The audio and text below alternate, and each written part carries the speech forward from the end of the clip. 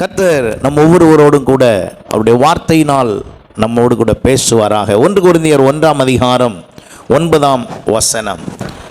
தம்முடைய குமாரனும் நம்முடைய கர்த்தருமாயிருக்கிற இயேசு கிறிஸ்துவுடனே ஐக்கியமாய் இருப்பதற்கு உங்களை அழைத்த தேவன் உண்மை உள்ளவர். ஹல்லேலூயா. இதை குறித்து பேசுவதற்கு நான் இந்த செய்தியை கர்த்தர் எனக்கு தந்து இதை கொடுக்க ஆரம்பித்த பிறகு நான் இதை தியானிக்க ஒரு மாதத்தில் அல்லது 4 வாரத்தில் இதை முடிக்கவே முடியாது. ஏனென்றால் அவ்வளவு விஷயங்கள் இருப்பதை நான் உணர்கிறேன். ஆனாலும் சுருக்கமாக நம்முடைய புரிதலுக்கு ஏதுவாய் என்ன முடியுமோ அதை கொடுப்போம் என்று தான் ஆண்டவர் இந்த பகுதியிலிருந்து கடந்த 3 ஞாயிற்றுக்கிழமை நாம் தியானித்தோம். இந்த 4வது ஞாயிற்றுக்கிழமையிலையும் திரும்பவும் நாம் இதை தியானிப்பதற்கு காரணம் என்னவென்றால், சொல்லப்பட வேண்டியவைகளை சொல்ல வேண்டும். அப்போ நம்முடைய கர்த்தராயிருக்கிற இயேசு கிறிஸ்துவுடனே ஐக்கியமாக இருப்பதற்கு நம்மை அழைத்த தேவன் எப்படி இருக்கிறார்? உண்மை உள்ளவராக இருக்கிறார். அப்போ இந்த பூமியில் 2 வழிதான் உண்டு. ஒன்று தேவனுடைய வழி, இன்னொன்று சாத்தானுடைய வழி. வேறு வழியெல்லாம் ஒன்றுமே இல்லை. இந்த பூமியில் 2 வழிதான் உண்டு. நீங்களும் நானும் எந்த வழியில் இருக்கிறோம்? இந்த பூமியில் 2 பேர் தான் நம்மை இயக்க முடியும். ஒன்று தேவன், இன்னொன்று சாத்தான். இந்த சரீரம் 2 விதத்தில் ஒத்துழைப்பு கொடுக்கிறது. ஒன்று தேவன் மூலமாய் கிரியை செய்வதற்கு ஒத்துழைப்பு கொடுக்கிறது, இன்னொன்று சாத்தானுடைய தந்திரத்துக்கு கிரியை செய்யும்படி ஒத்துழைப்பு கொடுக்கிறது. அப்போ நாம் எல்லாருமே அப்போ எதை நோக்கி செல்ல வேண்டும், எங்கு ஐக்கியமாக இருக்க வேண்டும் என்பதை வேதம் சொல்லுகிற பிரகாரமாக நாம் அந்த ஐக்கியத்துக்குள்ளே சரியாக இருப்போம் என்று சொன்னால், நாம் தேவனோடு இணைக்கப்பட்டிருக்கிறவர்களாய் சாத்தானுடைய தந்திரத்திலிருந்து நாம் வெளிப்படுகிறவர்களாய் அல்லது விலகி இருக்கிறவர்களாய் நாம் காணப்படுவோம்.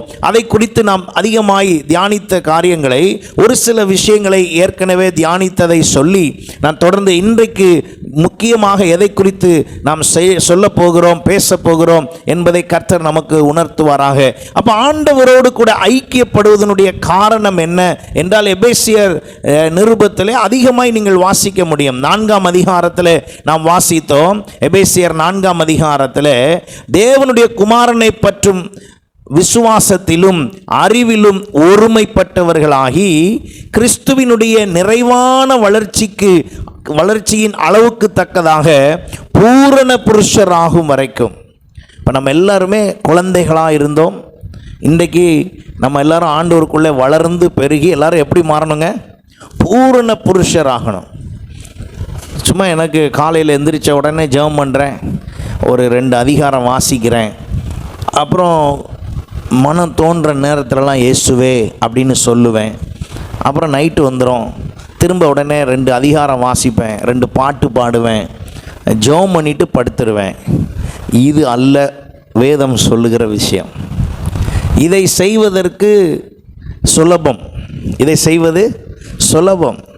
காலையில் எழுந்தவுடன் குடும்ப ஜெபம், காலையில் எழுந்தவுடன் அதிகாலையில் ஒரு 1/2 மணி நேரம் கர்த்தரோடு அவருடைய சமூகத்தில் அமர்ந்திருந்து ஏசப்பா சோத்திரம் என்று சொல்லி ஜெபிப்பது, இதெல்லாம் என்னது என்றால் ஆவிக்குரிய வாழ்வினுடைய ஒரு வெளிப்பாடு தான், செயல்பாடு. ஆனால் கர்த்தர் எதிர்பார்க்கிறது என்ன? நீங்கள் குடும்ப ஜெபம் பண்ண வேண்டும், நல்லது, கட்டாயம். அதிகாலை ஜெபிக்க வேண்டும், வேதம் வாசிக்க வேண்டும், அதெல்லாம் செய்ய வேண்டும். ஆனால் உங்களை நீங்கள் கவனித்து பாருங்கள், உங்களுக்குள்ளே வளர்ச்சி ஏற்பட்டிருக்கிறதா? சரீர வளர்ச்சி ஏற்படுவது ஒரு குறிப்பிட்ட வயது வரை உண்டு. ஆனால் ஆவிக்குரிய வளர்ச்சிக்கு வயதே கிடையாது, எல்லையே கிடையாது.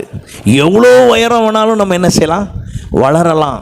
இப்போ நீங்களும் நானும் ஆவிக்குரிய ஜீவியத்தின் வளர்ச்சி என்ன? நமக்கு இயேசுவை தெரியும். பைபிள் வசனத்தில் கூட மனப்பாடமாக சொல்ல சொன்னால் எல்லாருக்கும், சிலருக்கு 10 வசனம் தெரியணும், சிலருக்கு 100 வசனம் தெரியலாம், சிலருக்கு 500 வசனம் கூட தெரியலாம். தவறில்லை, எல்லாம் உண்மைதான். ஆனால் நீங்கள் அவருக்குள் எவ்வளவு வளர்ந்திருக்கிறீர்கள்? நல்லா கவனிங்க. இந்த வளர்ச்சியின் மூலமாகத்தான் நீங்கள் அவரோடு ஐக்கியப்பட்டிருப்பது உறுதியாகும். இன்றைக்கு அநேகருக்கு ஆண்டவரை தெரிகிறது, ஆனால் அவர்களுக்கு ஆண்டவருக்குள்ள என்ன இல்லை? வளர்ச்சி இல்லை. என்ன வித்தியாசப்படுத்தி நான் சொல்ல விரும்புகிறேன்? அப்போ ஆண்டவர் ஆண்டவருக்குள்ளே நான் வளர்வதற்கு ஏதுவாய் செயல்படுத்துகிற காரியங்கள் என்ன? அப்போ சில நேரங்களில் காலையில் எழுந்த உடனே 2 பாட்டு பாடி ஜெபம் பண்ணிட்டு, குடும்ப ஜெபம் பண்ணிட்டு அப்படியே நான் கடந்து போகிறதுக்கு சில நேரத்தில் குணாதிசய மாற்றம் கூட தேவையில்லை. எப்படி வேணாலும் வாழ்ந்து கொண்டு அந்த வேலையும் என்ன செய்யலாம். பாட்டு பாடின உடனே பிரசன்னம் வந்துடும், பாட்டு பாடின உடனே எல்லாம் சரியாக போயிடும் அப்படின்னு நினச்சிடக்கூடாது. இதே கிறிஸ்தவ பாடல்கள் பல சினிமா துறையிலே உள்ளவர்களை வைத்து கூட என்ன செய்யப்பட்டிருக்கிறது, பாடப்பட்டிருக்கிறது. பாடல் பாடின உடனே சரியாக போயிடும் நினச்சிடக்கூடாது. நான் ரொம்ப நேரம் ஒரு 10 பாட்டு பாடுவேன் ஒரு நாளைக்கு. அது அல்ல ஆண்டவர் சொல்ல வர்ற விஷயம். நீங்கள் 10 பாட்டு பாடுறது ஆண்டவர் என்ன பண்ணுறது, துதிக்கிறது. அந்த துதியை செலுத்துவதற்கு சினிமாக்காரன்ட்ட கொடுத்து கொஞ்சம் நேரம் வந்து எங்கள் சர்ச்சில் வந்து கொஞ்சம் பாட்டு பாடுங்கன்னா ஒரு 4 மியூசிக்கை வச்சு இங்கே கொண்டு நிப்பாட்டி அவங்க கையில் பாட்டுத்தாளை கொடுத்து இதெல்லாம் ராகம் இப்படி இருக்குங்க நீங்கள் பாடுங்கன்னா 1 மணி நேரம் இல்லை 2 மணி நேரம் அழகாக அவங்க என்ன பண்ணிட்டு போயிடுவாங்க, பாட்டு பாடிட்டு போயிடுவாங்க. வர்ற யாரும் குரல் வளத்தில் நம்ம பாஸ்டரோட நல்லா பாடுறாங்களே அப்படின்னு சொல்கிற அளவுக்கு இருக்கும். இப்படி ஒரு பாடல் நம்ம சபையில் நடக்குதா?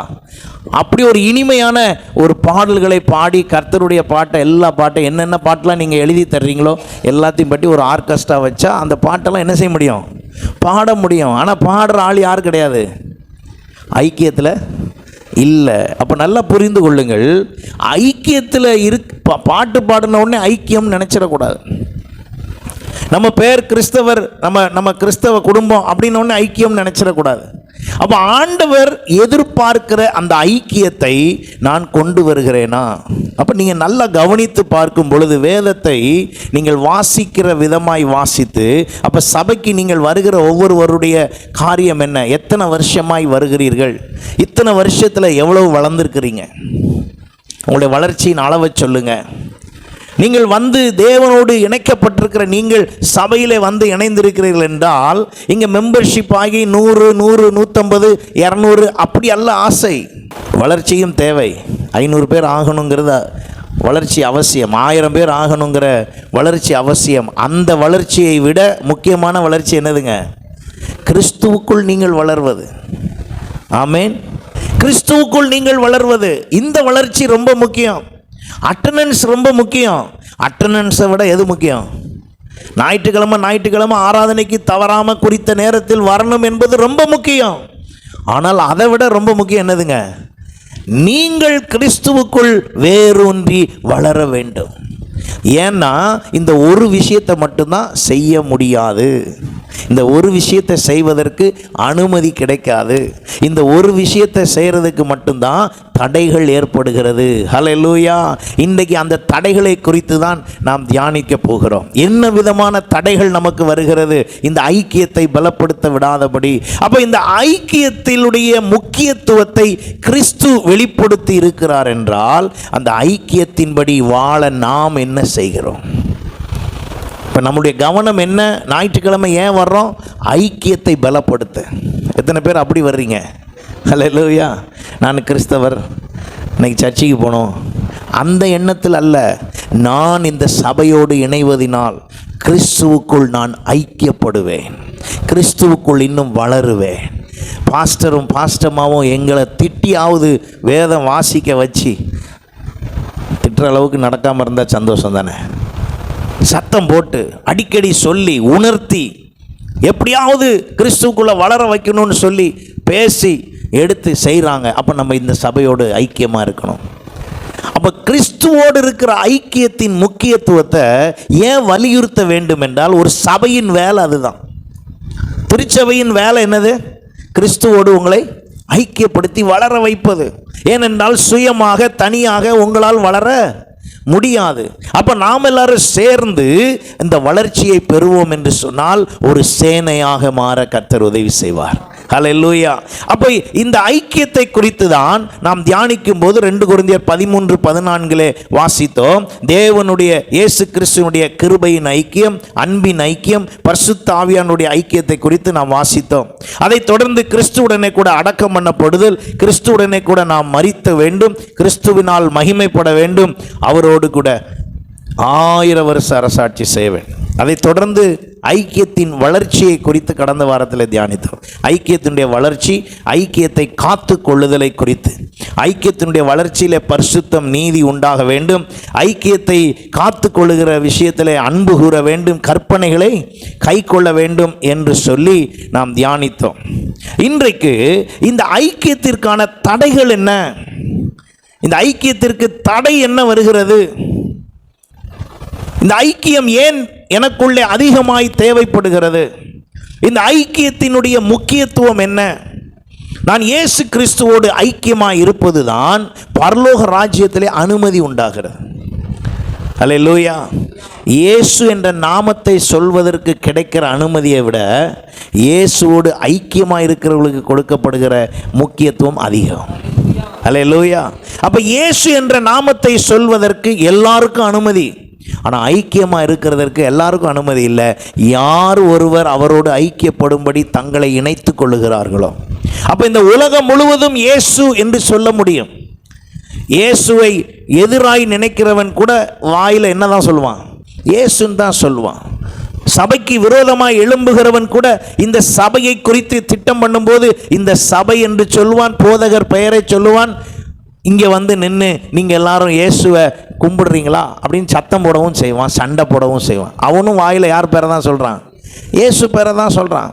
நான் அடிக்கடி சொல்கிறது உண்டு, இஸ்ரேல் நாட்டுக்கு போனீங்கன்னா இயேசு பேரை சொல்லி தான் பிழப்பே ஓடுது. அப்போ நான் இயேசுவே என்று கூப்பிடுவதினால் அல்ல எனக்கு ஆசீர்வாதம், நான் இயேசு கிறிஸ்துவுக்குள் வளர்கிற வளர்ச்சி. ஹல்லேலூயா. அப்போ நான் அவரோடு ஐக்கியப்படுறதுக்கு தான் எனக்கு ஒரு அழைப்பு கொடுத்திருக்கிறார். அப்போ அழைக்கப்படுவது என்றால் என்ன அர்த்தம்? இப்போ நான் ஃபோன் பண்ணி உங்களை வாங்க அப்படின்னு கூப்பிடுறேன், அல்லது நான் உங்களுக்கு ஒரு இன்விடேஷன் அனுப்புகிறேன், வாட்ஸ்அப்பில் அனுப்புகிறேன், இந்த மாதிரி இன்றைக்கி வந்துடுங்க அப்படின்னா என்ன அர்த்தம்? நீங்கள் வருவீங்களா வரமாட்டீங்களான்னு எனக்கு தெரியாது. அதனால உங்களுக்கு நான் என்ன கொடுக்குறேன்? அழைப்பு கொடுக்குறேன். இப்போ ஆண்டவரும் நம்மளை அழைப்பு கொடுத்துருக்கிறாராம். அப்போ அழைப்பு கொடுக்குறேன்னா நம்ம வேறு எங்கேயோ ஒரு இடத்துல இருக்கிறோம், அதனால தான் நம்மளை என்ன செய்கிறாங்க? கவனிக்கிறீங்களா? புரியுதா நான் சொல்கிறது? வேற எங்கேயோ இருக்கிறோம், அதனால தான் நமக்கு என்ன வருது? அழைப்பு வருது. இப்போ தேவன் நம்மை அழைக்கிறார். என்ன சொல்லி அழைக்கிறார்? இங்கே வாங்க, நீங்கள் என்ன செய்யுங்க, குமாரனோடு என்ன ஆகுங்க? ஐக்கியமாகுங்க. ஏன் அவரோடு ஐக்கியமாகணும்? ஏன் அவர் கூட நான் ஐக்கியமாகணும்? நான் ஏன் அவரோடு ஐக்கியமாய் இருக்க வேண்டும் என்பதை நான் புரிந்து கொள்வதற்கு கர்த்தர் உணர்த்த விரும்புகிறார். நான் ஏன் அவர் கூட ஐக்கியமாகணும்? ஏன்னா அவரால் தான் என்னுடைய பாவம் நிவிர்த்தி ஆகுது. அல்லேலூயா. எனக்கு வரவேண்டிய சமாதானத்தை அவரே வைத்திருக்கிறார், என்னுடைய சந்தோஷத்தை அவரே வைத்திருக்கிறார், எனக்கு வரக்கூடிய சாபத்தை நீக்குகிற அதிகாரத்தை அவர் படைத்திருக்கிறார். ஆகையினாலே நான் என்ன செய்ய வேண்டுமா? அவரோடு ஐக்கியப்பட வேண்டும். எபிரேயருக்கு எழுதின நிருபம் 2ஆம் அதிகாரம் 14ஆம் வசனம் பாருங்க. ஆதலால் பிள்ளைகள் மாம்சத்தையும் இரத்தத்தையும் உடையவர்களாக இருக்க. பிள்ளைகள்னா யாருங்க? நாம் எல்லாருக்கும் நமக்கு மாம்சமும் இரத்தமும் இருக்கிறது. அதுபோல அவரும் அவர்களைப் போல மாம்சத்தையும் இரத்தத்தையும் உடையவரானார். இயேசு ஏன் மனுஷனாய் பிறந்தார் என்றால், நம்ம மனுஷனாய் இருக்கிறதுனால அவர் என்னவானாராம்? மனுஷனாய் பிறந்தார். காரணம் என்ன? இப்போ நம்ம ஏன் ஐக்கியப்படணுங்கிறது தான் சொல்லிக்கிட்டு வரேன். ஏனென்றால் மரணத்துக்கு அதிகாரியாகிய பிசாசானவனை தமது மரணத்தினாலே அழிக்கும்படிக்கு. இப்போ பிசாசு என்பவன், சாத்தான் என்பவன் யார்? அவன் மரணத்துக்கு அதிகாரி. அப்போ அது வரைக்கும் மரணம் பூமியில் இல்லையா? நிச்சயமாய் கர்த்தர் படைத்த பொழுது மரணம் என்பது பூமியில் இல்லை. ஆதாம் ஏவாளை படைத்த பொழுது மரணம் என்பது ஒன்று இல்லை. ஆனால் அவர்கள் கீழ்ப்படியாமை ஆனபோது மரணம் வந்தது. அதுவும் மரணம் தானாய் வரவில்லை. முதல் மரணம் தானாய் வரவில்லை. பூமியிலே முதல் மரணம் தானாய் வரவில்லை. முதல் மரணம் எப்படி வந்தது? கொலை செய்வதன் மூலமாய் வந்தது. அப்போ நல்லா கவனிங்க. அப்போ ஏன் நான் கிறிஸ்துவோடு ஐக்கியமாகணும்? ஏன்னா உங்களை அதிகாரப்படுத்துகிற, அடிமைப்படுத்துகிறவனிடத்திலிருந்து உங்களுக்கு விடுதலை வேணும்னா கிறிஸ்து கூட ஐக்கியப்பட்டால் தான் முடியும். எத்தனை பேர் நான் சொல்கிறது புரிஞ்சது? ஹல்லேலூயா. அப்போ நான் கிறிஸ்துவோடு ஐக்கியப்படலைன்னா இவங்கிட்ட இருந்து வெளியே என்னால் வரவே முடியாது. யார்கிட்டருந்து வெளியே வர முடியாது? சாத்தானிடத்திலிருந்து வெளியே வர முடியாது. வேதாமத்தில் ஆரம்பத்திலிருந்து முடிகிற வரை நீங்கள் சாத்தானை குறித்த காரியத்தை அதிகம் சொல்லியிருக்கு. நான் கொஞ்சம் இன்றைக்கி விளக்கம் தரேன்.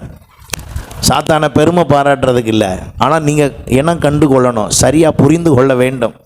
நீங்கள் ஏதோ செய்கிறதெல்லாம் நான் சரியாக செஞ்சுக்கிட்டு இருக்கேன்னு நினச்சிடக்கூடாது. சாத்தானுடைய தந்திரத்துக்குள் இருக்கிறீர்களா, அவனுடைய தந்திரத்தின் வலையிலே சிக்கியிருக்கிறீர்களா என்பதை நீங்கள் கவனிக்க வேண்டும். அப்போதான் கிறிஸ்துவுடனே கூட ஐக்கியம் சரியாக இருக்கும். அப்போ உலகம் என்ன செய்கிறது? உலகம் என்னை கிறிஸ்துவோடு ஐக்கியப்படுத்தாது. உலகம் ஒரு நாளும் ஐக்கியப்படுத்தாது. உலகம் கிறிஸ்துவோடு இருக்கிற ஐக்கியத்தை என்ன பண்ணுது? நம்மளை விட்டு விலைக்கு தள்ளுது, தூக்கி எறியுது, அந்த ஐக்கியத்துக்குள்ளே சேர விடாமல் இழுக்குது. நான் வரிசையாக வேத வசனத்தின் ஆதாரத்தோடு உங்களுக்கு நான் கற்றுக் கொடுக்க விரும்புகிறேன். அப்போ ஆண்டவர் என்ன செய்கிறாராம்? மரணத்தினாலே அழிக்கும்படிக்கும் ஜீவ காலமெல்லாம் மரண பயத்தினாலே அடிமைத்தனத்துக்கு உள்ளானவர்கள் யாவரையும் விடுதலை பண்ணும்படிக்கு அப்படியானார். அப்போ நான் ஏன் இயேசுவோடு போய் ஐக்கியமாகணும்? அப்போ நான் இயேசுவோடு ஐக்கியமாகிறத ஏன் தடை பண்ணுறதுக்கு ஒருத்தன் இருக்கிறான்? ஏன் அவன் என்னை தடுக்க வேண்டும்? ஏன்னா அவனுடைய அடிமைத்தனத்திற்குள் வைக்க வேண்டும் என்று அவன் கிறிஸ்துவோடு ஐக்கியப்படாமல் உங்களையும் என்ன செய்ய பார்க்குறான்? தடை செய்ய பார்க்குறான். நீங்கள் தடையை மீறினீர்களா, தடைக்குள்ளே தடை பண்ணப்பட்டவனுக்கு உள்ளே இருக்கிறீர்களா என்பதை இன்றைக்கு நீங்கள் நிதானித்து பார்க்க வேண்டும். அப்போ என் ஆண்டவராகிய இயேசு என்ன செய்கிறாரு? ஜீவ காலமெல்லாம் மரண பயத்தினாலே அடிமைத்தனத்துக்கு உள்ளானவர்கள் யாவரையும் விடுதலை பண்ணும்படிக்கு அவர் வந்தாரே, அந்த விடுதலையை நான் பெறுவதற்கு தான் அவர் கூட ஐக்கியமாக இருக்கணும். நான் அவர் கூட ஐக்கியம் ஆயிட்டேன்னா என்ன அர்த்தம்னா, நான் விடுதலை ஆயிட்டேன்னு அர்த்தம். எல்லாவற்றிலும் இருந்து விடுதலை ஆயிட்டேன். அப்போ எனக்கு அந்த விடுதலையை அவர் கொடுக்கிறார். அப்போ நான் எப்பொழுதும் அடிமைத்தனத்திலேயே இருக்கிறேன். இப்பவும் கவனிச்சு பாருங்கள், நம்ம எல்லாருமே மனுஷன் எல்லாருக்கும் என்ன உண்டு? அடிமைத்தனம் உண்டு. யாராவது சொல்கிறீங்களா நான் அடிமையாகவே இல்லை? ஏதோ ஒரு இடத்துல ஒரு விஷயத்தில் எல்லாரும் எப்படி இருக்கிறோம்? ஒத்துக்கிறீங்களா? கண்டுபிடிச்சி பாருங்கள். ஏதாவது ஒரு விஷயத்துக்கு நம்ம எப்படி இருப்போம்? அடிமையாக இருப்போம். சில பேருடைய பாசத்துக்கு அடிமையாக இருப்போம். சில நேரத்தில் சில செயல்பாட்டுக்கு அடிமையாக இருப்போம். சில வேளையில் சில விஷயத்துக்கு நிறைய நேரம் மொபைலுக்கு என்னவாயிருக்கிறாங்க? அடிமையாக இருக்காங்க. எப்போ பார்த்தாலும் அதையே தான் கையில் இருக்குது. தூங்கி எந்திரிச்ச உடனே அதை தான் பார்க்குறது. அதில் போடுற ரீல்ஸு, கேமு, 5 மணி நேரம் 6 மணி நேரம் கேமு, அதெல்லாம் என்னது? அடிமைத்தனம். அப்போ இந்த அடிமைத்தனத்தில் இல்லாமல் இருக்கவே இல்லை. நான் மொபைல்லாம் யூஸ் பண்ணுறது இல்லை பாஸ்டர். சரி, சந்தோஷம். ஆனால் வேற ஒரு விஷயத்தில் என்னவா இருக்கீங்க? அடிமையாக இருக்கீங்க. நீங்கள் உங்களை நீங்களே கவனித்து பாருங்கள். ஏதாகிலும் ஒரு விஷயத்தில் அடிமையாக இருக்கிறோம். ஆகையினால தான் பவுல் ஒரு ஆலோசனை சொல்லுகிறார். அப்படி நாம் அடிமையாய் இருக்கிற நமக்கு ரோமருக்கு எழுதின நிருபம் 6ஆம் அதிகாரம் 17ஆம் வசனத்திலிருந்து பாருங்க. முன்னே நீங்கள் பாவத்திற்கு அடிமைகளாக இருந்தும் இப்பொழுது உங்களுக்கு ஒப்புவிக்கப்பட்ட உபதேச சட்டத்திற்கு நீங்கள் மனப்பூர்வமாய் கீழ்ப்படிந்ததினாலே தேவனுக்கு ஸ்தோத்திரம். முன்னே நீங்கள் எதற்கு அடிமையாக இருந்தீர்கள்? பாவத்துக்கு அடிமையாக இருந்தீர்கள். அப்போ கிறிஸ்துவோடு கூட நான் ஐக்கியமாக விடாதபடி வேறு வேறு அடிமைத்தனம் எனக்கு இருந்தது. வேறு வேறு விதமான அடிமைத்தன வழிபாடுகள் இருந்தது. ஆனால் 19ஆம் வசனத்திலிருந்து அவர் சொல்லுகிறதை பாருங்கள். உங்கள் மாம்ச பலவீனத்தின் நிமித்தம் மனுஷர் பேசுகிற பிரகாரமாய் பேசுகிறேன். அப்படின்னா என்ன அர்த்தம்னா, ப்ராக்டிக்கலாக பேசுகிறேன். நீங்கள்லாம் சொல்வீங்க, பாஸ்டர் உங்களுக்கு என்ன தெரியும்? நீங்கள் பாஸ்டர், நாங்கள் எத்தனை இடத்துக்கு போகிறோம், எத்தனை இடத்துக்கு வாரோம் தெரியுமா? எவ்வளோ பேரை சந்திக்கிறோம் தெரியுமா? நீங்கள் சொல்கிற மாதிரிலாம் இயேசுவேன்னு ஐக்கியமாக இருந்தால் முடியுமா? கொஞ்சம் அப்பப்போ கொஞ்சம் அட்ஜஸ்ட் பண்ணி சில பேரோட கொஞ்சம் நயந்து போனால் தான், அவங்க சொல்கிறதெல்லாம் கேட்டால் தான், அவங்களுக்கு ஏற்ற மாதிரி கொஞ்சம் நடந்தால் தான் காரியம் என்ன செய்யும்? வாய்க்கும், பிஸ்னஸ் ஓடும், எல்லாம் சரியாக வரும். ஞாயிற்றுக்கிழமை ஆனால் வந்துடுறேன்ல, அதோட விடுங்க பாஸ்டர். நீங்கள் ஞாயிற்றுக்கிழமை ஆனால் வர்றதுக்கு முக்கியத்துவத்துக்கு அல்ல இவ்வளவு தூரம் பேசுகிறது. நீங்கள் பிதாவின் வலது பார்சத்தில் உட்காரணுங்கிற முக்கியம். அல்லேலூயா. நீங்களும் நானும் பரலோக ராஜ்யத்தில் இருக்க வேண்டும் என்பது முக்கியம். நீங்களும் நானும் நியாய தீர்ப்பு அன்றைக்கு, நியாய தீர்ப்பு நாளில் நியாய தீர்ப்பு வரிசையில் இருக்கக்கூடாது, அரசாளுகிற வரிசையில் இருக்கணும். அல்லேலூயா. அந்த இடத்துக்கு வரணும்னா அதுக்கு ஐக்கியம் அவரோட தானே வேணும். அப்போ இயேசுவோடு இருக்கிற ஐக்கியத்துக்கு பவுல் ஒரு ஆலோசனை சொல்கிறாரு. உங்கள் அடிமையை விட்டு நீங்கள் ஒரு நாள் என்ன செய்ய மாட்டீங்க, வரமாட்டீங்க. அடிமை மனசு மாறவே மாட்டுது. நான் எவ்வளவு மாற்றினாலும் அடிமை புத்தி மட்டும் என்ன செய்ய மாட்டேங்க, மாற மாட்டேங்க. அப்போ அவர் ஒரு ஆலோசனை சொல்கிறார். அப்படின்னா நான் ஒரு ஆலோசனை சொல்கிறேன் கேளுங்கன்னு சொல்லி அவர் என்ன சொல்கிறார் பாருங்க. அக்கிரமத்தை நடப்பிக்கும்படி முன்னே நீங்கள், வாசிங்க எல்லாரும் சேர்ந்து வாசிங்க. அக்கிரமத்தை நடப்பிக்கும்படி முன்னே நீங்கள் உங்கள் அவயவங்களை அசுத்தத்திற்கும் அக்கிரமத்திற்கும் அடிமைகளாக ஒப்பு கொடுத்தது போல. கொஞ்சம் நிறுத்துவோம். எல்லாம் அடிமையாக தான் இருப்போமா, அடிமையை விட்டு மாற மாட்டோம். அடிமைத்தனத்திலிருந்து ஆண்டவர் மீட்கணும்னு நினைச்சாலும் அடிமைத்தனம் நம்மளை விட்டு என்ன செய்ய மாட்டுது, போக மாட்டுது. அப்போ பவுல் ஒரு ஆலோசனை என்ன சொல்றாருன்னா, உங்கள் அடிமைத்தனத்திலே இருங்க, ஆனால் கொஞ்சம் ரூட்டை மாற்றுங்க, கொஞ்சம் செயல்பாடை மாற்றுங்க. முந்தி நீங்கள் அக்கிரமத்தையும் நடப்பிக்கும்படி நீங்கள் அசுத்தத்திற்கும் அக்கிரமத்திற்கும் அடிமையாய் ஒப்பு கொடுத்து அதுக்கு ஏற்ற மாதிரி செட் ஆகி நீங்கள் உங்கள் வேலையெல்லாம் பார்த்துக்கிட்டு இருந்தீங்க. இதுக்கு முந்தி அக்கிரமத்துக்கும் அசுத்தத்துக்கும் என்ன பண்ணியிருந்தீங்க, ஒப்பு கொடுத்து அந்த வேலையை செஞ்சுக்கிட்டு இருந்தீங்க. அப்படிப்பட்ட நீங்கள் இப்பொழுது வாசிங்க, இப்பொழுது பரிசுத்தமானதை நடப்பிக்கும்படி உங்கள் அவயவங்களை நீதிக்கு அடிமையாக ஒப்புக்கொடுங்க. இப்பவும் அடிமையாக தான் இருங்க, அடிமை புத்தி மாறாது. இஸ்ரவேல் ஜனங்கள் எகிப்து தேசத்தில் அடிமையாக இருந்த அந்த காலம் தொடங்கி இன்னைய வரைக்கும் எல்லாருடைய சிந்தைக்குள்ள என்ன இருக்கு, அடிமைத்தனம் இருக்கிறது. ஆனால் அந்த அடிமையாய் வாழுகிற வாழ்வை எங்கே கொண்டு போய் சேர்த்துருங்க, பரிசுத்தமாகுதலுக்கு அடிமை ஆயிருங்க. அப்போ அதுக்கு நான் யார்கிட்ட போய் அடிமை ஆகணும், சத்தமாக தான் சொல்லுங்களேன், தேவனுக்கு அடிமை ஆயிரணும். அப்போ நான் தேவனுக்கு அடிமை ஆயிட்டேன்னா யார் பேச்சு கேட்பேன், தேவனுடைய பேச்சு கேட்பேன். நான் தேவனுக்கு அடிமை ஆகி நான் என்ன செய்யணுமா, அவர் எனக்கு அந்த அடிமைத்தனத்தில் நான் இருக்கும் பொழுது எனக்கு தரப்போகிற ரிவார்டு என்னதுன்னா பரிசுத்தமாகுதல். ஹல்லேலூயா. அப்போ அவர் என்ன சொல்ல வருகிறார் என்றால், நீங்கள் அடிமை மைண்டு உங்களை விட்டு போகாது. ஆகையினாலே அதே அடிமை ஃபீலிங்லே இருங்க. ஆனால் அந்த ஃபீலிங்கை கொண்டு போய் எங்கே மாற்றி வச்சிருங்க, பிதாவோடு. அதை தொடர்ந்து அவர் போகும்பொழுது சொல்லுகிறார், பாவத்திற்கு நீங்கள் அடிமைகளாக இருந்த காலத்திற்கு நீதிக்கு என்ன செய்தீர்கள், நீங்களாக இருந்தீர்கள். இப்பொழுது உங்களுக்கு வெட்கமாக தோன்றுகிற காரியங்களினாலே அக்காலத்தில் உங்களுக்கு என்ன பலன் கிடைத்தது. முந்தி நீங்கள் உங்களை அடிமையாக வச்சு இப்படியெல்லாம் செஞ்சீங்க தெரியுமா, என்னெல்லாம் பண்ணீங்க. ஃப்ரெண்ட்ஸு பாஸ்டர் வேறு வழி இல்லை, சொந்த குடும்பம் பாஸ்டர் வேறு வழி இல்லை, செஞ்சு தான் ஆகணும், எதுனாலும் ஐக்கியப்பட்டு தான் ஆகணும், பார்ட்டினாலும் ஐக்கியப்பட்டு தான் ஆகணும், எதை செஞ்சாலும் ஐக்கியப்பட்டு தான் ஆகணும். இப்போ அதை நீங்கள் யோசித்து பாருங்கள், அது உங்களுக்கு வெட்கமாய் தோன்றுகிற காரியம். அதனால் பலன் என்ன, அவைகளின் முடிவு என்னவா, மரணம். நீங்கள் அப்படி ஒரு அடிமைத்தனத்தில் போய் மனுஷரை பிரியப்படுத்த, நண்பர்களை பிரியப்படுத்த, சொந்த பந்தத்தை பிரியப்படுத்த, எல்லாரையும் பிரியப்படுத்த செய்ததனுடைய முடிவு என்ன?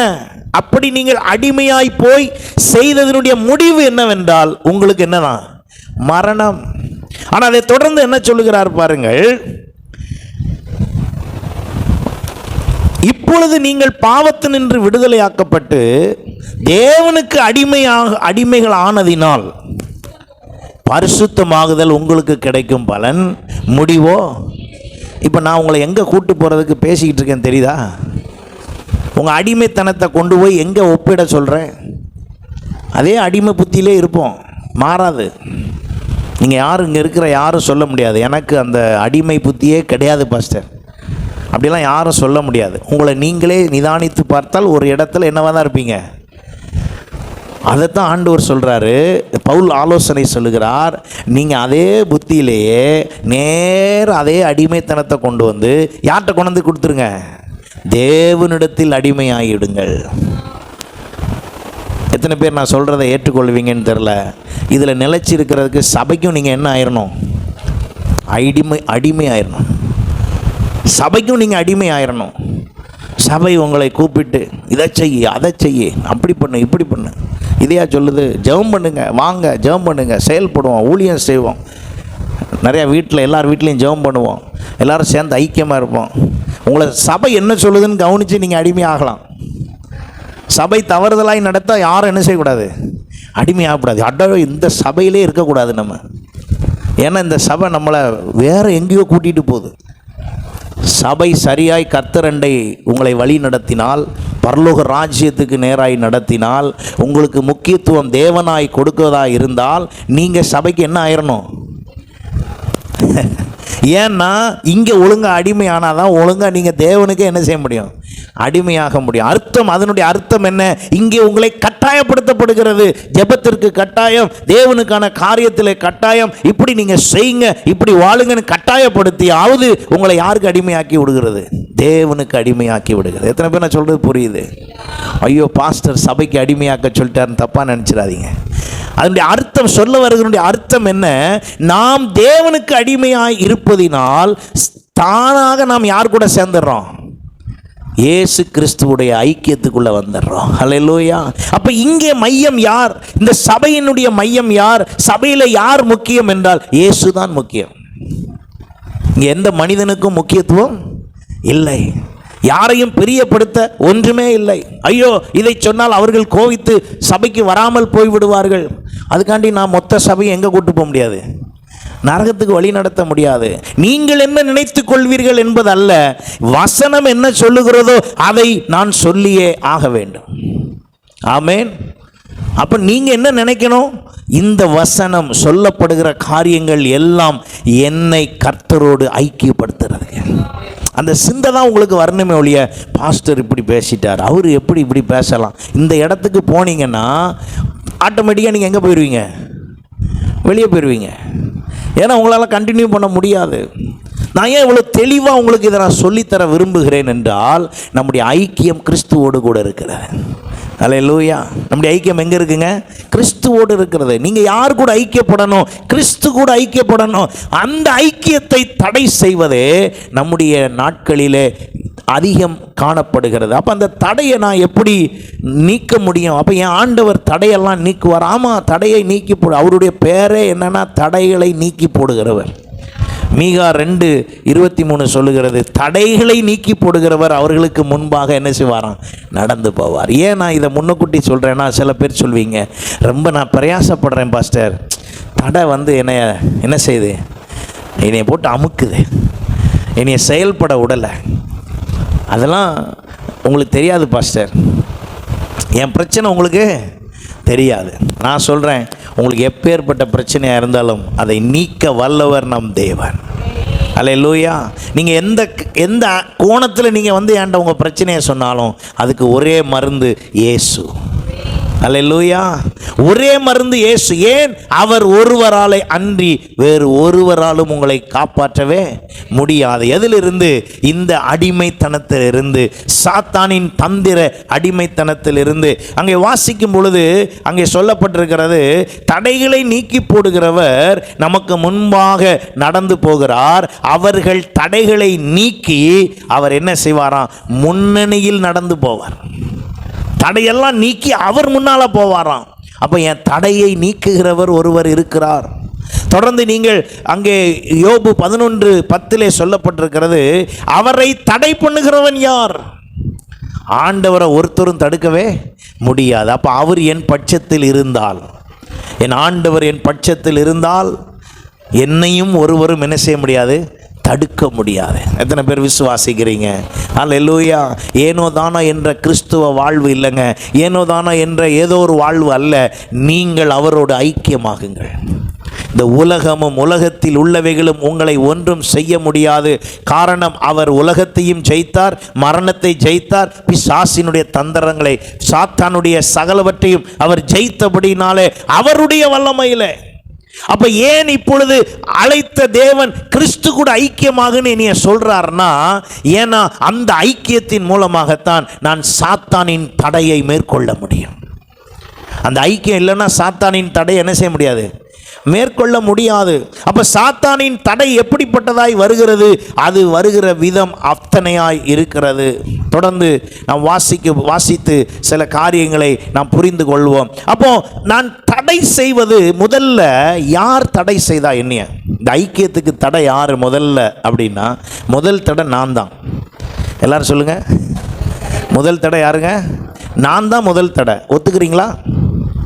எத்தனை பேர் ஒத்துக்கிறீங்க? முதல் தடை யாருங்க? நான் தான் முதல் தடை. என்னோட சொல்கிறீங்களா? ஆமாம் பாஸ்டர், நீங்கள் தடையாக இருந்தால் உங்களை சொல்லிக்கோங்க, நீங்களே ஏன் சொல்கிறீங்க? நீங்கள் சொல்ல விருப்பம் இல்லைன்னா சொல்ல வேண்டாம். முதல் தடை யார் தான்? நான் தான். எப்படி முதல் தடை நானாக எப்படி இருக்க முடியும்? என்னுடைய மாம்சீக குணாதிசயங்கள் கிறிஸ்துவோடு ஐக்கியப்படாதபடி என்ன செய்கிறது? தடை செய்கிறது. ஏன்னா எல்லா நேரமும் சாத்தானை சொல்லக்கூடாது. அவனுடைய ரூட் என்னன்னு உங்களுக்கு சொல்கிறேன் பாருங்கள். அதுக்கு முன்னால் நம்ம யாருன்னு சொல்கிறேன். அவனை எல்லா நேரமும் சொல்ல முடியாது. ஏன் சொல்ல முடியாதுன்னா, அவன் சும்மா உங்கள்கிட்ட வர முடியாது.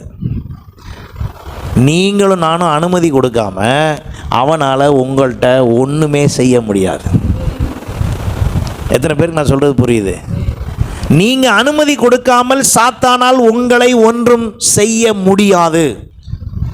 வேத ஆதாரத்தோடு நான் நிரூபிக்க விரும்புகிறேன். அப்போ என்னைய நான் தான் தடையாக இருக்கேனா? ஆமாம், நான் செய்கிற காரியங்கள் தான் தடையாக மாறுகிறது. அவனுடைய செயல் அதுக்குள் உட்புகுந்து இன்னும் கொஞ்சம் அதிகமாக்கி உங்களை மீள விடாமல் ஆக்கிடுது. எத்தனை பேருக்கு புரிஞ்சுது? ஃபஸ்ட்டு ஸ்டார்டிங் அப்போ யார் தான்? சாத்தான் இல்லை, நான் தான். அப்போ நான் என்னை சரிப்படுத்தாமல் இந்த ஐக்கியத்துக்குள்ளே நிலைத்திருக்க முடியாது. அப்போ இந்த ஐக்கியத்துக்குள்ளே வருவதற்கு என்னை நான் சரிப்படுத்தும் போது தான் இவனுடைய தொந்தரவிலிருந்து நான் விலக முடியும். சில நேரத்தில் கவனித்து நான் ஏற்கனவே சொல்லியிருக்கிறேன். இந்த ஃபோனில் பாஸ்டர் ஒருத்தர் என்னோடு பேசி கொண்டிருந்தார். அவர் ஃபோனை ஆஃபில் தான் அப்படி வச்சுருக்கிறார். அவர் ஒரு டேப் வாங்கணும்னு என்கிட்ட பேசிக்கிட்டு இருந்தார். பேசி முடிச்சுட்டு அவர் ஃபோனை திறந்தா டேபை பற்றி அவ்வளோ ஆடும் அதில் வருது. அது வரைக்கும் அவர் சர்ச் பண்ணவே இல்லை, பார்க்கவே இல்லை. ஆனால் ஃபோன் ஆஃபில் இருக்குது. எப்படி அங்கே தெரிந்தது? எனக்கே தெரியாமல் நான் பேசுகிறதெல்லாம் அங்கே என்ன ஆகிட்டுருக்கு? எத்தனை பேர் நான் சொல்கிறது புரியுது? எந்த உலகத்தில் வாழ்கிறோம் புரியுதா உங்களுக்கு? எனக்கே தெரியாமல் இந்த ஃபோன் நான் என்ன பேசுகிறேன், என்ன விரும்புகிறேன், என்ன எதிர்பார்க்குறேன், என் ஆசை என்ன, என் ஏக்கம் என்ன. நீங்கள் நினச்சிட்டு இருக்கீங்க ரகசியமாக ஃபோனில் பேசுகிறதா. ஆனால் அங்கே உள்ளுக்குள்ளே ரெக்கார்ட் ஆகிக்கிட்டே இருக்குது. கொஞ்ச நேரம் கழித்து நீங்கள் என்ன ஆசையில் ஒருத்தர்கிட்ட பேசுனீங்களோ அந்த ஆசை சம்மந்தப்பட்ட வீடியோவெல்லாம் உங்களுக்கு காட்டுது. நீ இதை பற்றி தானே பேசுன, வீடியோவாக பார்க்குறியா? பார்த்து இன்னும் கொஞ்சம் என்ன பண்ணிக்கோ, என்ஜாய் பண்ணிக்கோ, இன்னும் கொஞ்சம் ஹாப்பியாக இரு, இன்னும் கொஞ்சம் உன்னைய சந்தோஷப்படுத்தி வச்சுக்கோ அப்படின்னு அதுவாகவே தருது. நான் கேட்கல, நான் போய் தேடலை, அதுவாகவே தருது. இதுதான் என்ன காரணம்? நான் என் வாயை திறந்து முதல்ல என் ஆசையை சொன்ன பிறகு தான் இதெல்லாம் எனக்கு. என் கூட இருக்கீங்களா? வர்றீங்களா? நான் பேசுகிறது புரியுதா? அப்போ என் ஆசையை சொல்லாமல் அது ஒரு நாள் எனக்கு என்ன செய்ய முடியாது, தரவே முடியாது. அதுதான் சாத்தானுடைய தந்திரம். அது வரைக்கும் அவன் உங்கள்கிட்ட வரவே முடியாது. அவனால் உங்கள்கிட்ட பேசவே முடியாது. பழத்தை பறிச்செல்லாம் கையில் அவனால் கொடுக்க முடியாது. உங்களை தான் பறிக்க வைப்பானே ஒழிய அவன் பறிச்செல்லாம் தரமாட்டான். அவன் அந்த விஷயத்தில் ரொம்ப டெக்னிக்கான ஆள். தப்பிச்சுக்குவார், கரெக்டாக தப்பிச்சுக்குவான். ஏதேன் தோட்டத்தில் பழம் ஏவாள் கையில் இருந்தது. யார் பறித்து கொடுத்தா? யார் பறித்து கொடுத்தா? யாராவது பறித்து கொடுத்தாங்களா? ஒருத்தரும் பறித்து கொடுக்கல. பறித்தது யார்? ஏவாள். காரணம் என்ன? காரணம் என்ன? அங்கே சொல்லப்பட்டிருக்கிறது, ஆண்டவர் சொன்ன மரத்தை சுற்றி சுற்றி அடிக்கடி வந்திருக்கா. அந்த மரத்து ஏரியா பக்கம் போயிருக்கவே கூடாது. இவன் அடிக்கடி அங்கே போய் நின்றுருக்கா. ஏன் இதை பறிக்கக்கூடாதுன்னு சொன்னார்? நமக்கு நோ பார்க்கிங் பிரச்சனை இப்போ புரியுதா உங்களுக்கு? நோ பார்க்கிங்கில் போய் பார்க் பண்ணணும். ஏன்? எட்டி பார்க்காதீர், எட்டி பார்க்கணும். ஏன்? இது அன்னைக்கு அங்கேயே வந்த ஃபீலிங்கு. மரத்து பக்கம் போகக்கூடாது, இந்த மரத்து பழத்தை சாப்பிடக்கூடாதுன்னா அடிக்கடி அந்த பாதையாக போனதுனால இவன் தெளிவாக பேசி போகிறான். என்ன பேசுகிறான்? ஆண்டவர் சொன்னாரா? ஆமாம் சொன்னார். புரிய வச்சாரா? புரிய வச்சார். இந்த பழத்து பிரச்சனை என்னன்னு சொன்னாரா? ஆமாம் சொன்னார். இந்த பழத்தில் என்ன மகிமை சொன்னாரா? சொன்னார். அப்போ இவ்வளவு சொன்ன இந்த பழம் நீ ஏன் சாப்பிடக்கூடாது? அதுக்கு பிறகு தாங்க அவன் என்ன பண்ணுறா? பறிக்கிறா. அப்போ ஏவாளை வஞ்சிப்பதற்கு முன்பே ஏவாளுக்குள் என்ன வந்திருந்தது? எத்தனை பேர் அதை ஒத்துக்கிறீங்க? ஏவாள் வஞ்சிக்கப்படுவதற்கு முன்பே ஏவாளுக்கு அந்த பழத்து மேலே என்ன இருக்கு? ஒரு ஆசை இருக்கிறது. அப்போ என்னை சார்ந்து தான் யாரே வேலை செய்ய முடியும்? பிசாசு வேலை செய்ய முடியும். ஆகையினால தான் பவுல் ஆலோசனை கொடுக்கிறார், நீங்களாகவே முடிவு பண்ணி நீங்களாகவே அடிமைத்தனத்துக்கு உங்களை நீங்களே எங்கே கொடுத்துருங்க? தேவனுக்கு அடிமையாக்கி வச்சிருங்க. உங்களை நீங்களே கொண்டு திணிச்சிடுங்க. உங்களை நீங்களே கட்டாயப்படுத்தி கொண்டே மாட்டிக்கோங்க. உங்களை நீங்களே அடிமையாக்கி விட்டுருங்க. பாஸ்டர் என்ன செய்வீங்களோ எனக்கு தெரியாது, நான் இன்னும் பரிசுத்தமாக வாழ்கிறதுக்கு. சில பேர் சொல்லுவாங்க, ஒரு அடி அடித்தாவது சொல்லியிருக்கலாம்ல, நான் திருந்திருப்போம்ல. அப்படி எத்தனை பேர் நீங்கள் ஒப்பு கொடுக்கீங்க? சொல்ல முடியுமா உங்களால்? ஆதி சபைகள் அப்படித்தான் இருந்தது. அல்லேலூயா. ஆதி சபைகள் அப்படித்தான் இருந்தது. எப்படி இருந்தது? சபையில் மிரட்டலாக இருக்கும். நான்லாம் கம்மியாக பேசிக்கிட்டு இருக்கேன். ஆதி சபையை கொடுத்து ஆதி சபைக்கு ஒப்பிட்டு பேசினா நான் ஒரு 20% தான் பேசிக்கிட்டு இருக்கேன். 20% உங்களுக்கு இப்படி இருந்தால் 100% எப்படி இருக்கும் பாருங்கள். ஏன்? அந்த நாட்களில் போட்ட சரியான அஸ்திபாரம் தான் இப்போ ஓடிக்கிட்டு இருக்கு. ஆனால் இப்போ போட்டுக்கிட்டு இருக்கிற அஸ்திபாரம் இன்னொரு 10 வருஷம் கழித்து நீங்கள் பார்த்தீங்கன்னா ஸ்பிரிச்சுவல் வேர்ல்டுன்னு ஒன்று இருக்கவே இருக்காது. வெளிநாடுகளெல்லாம் எல்லாம் காலி ஆயிடுச்சு. ஆதி நாட்களில் அதிகமாய் மிஷினரிகளை அனுப்பின ஊர் என்ன ஊர்? இங்கிலாந்து. இங்கிலாந்தில் இருக்கிற சபை எல்லாம் இப்போ பப்பு கிளப்பாக மாறிக்கிட்டு இருக்கு.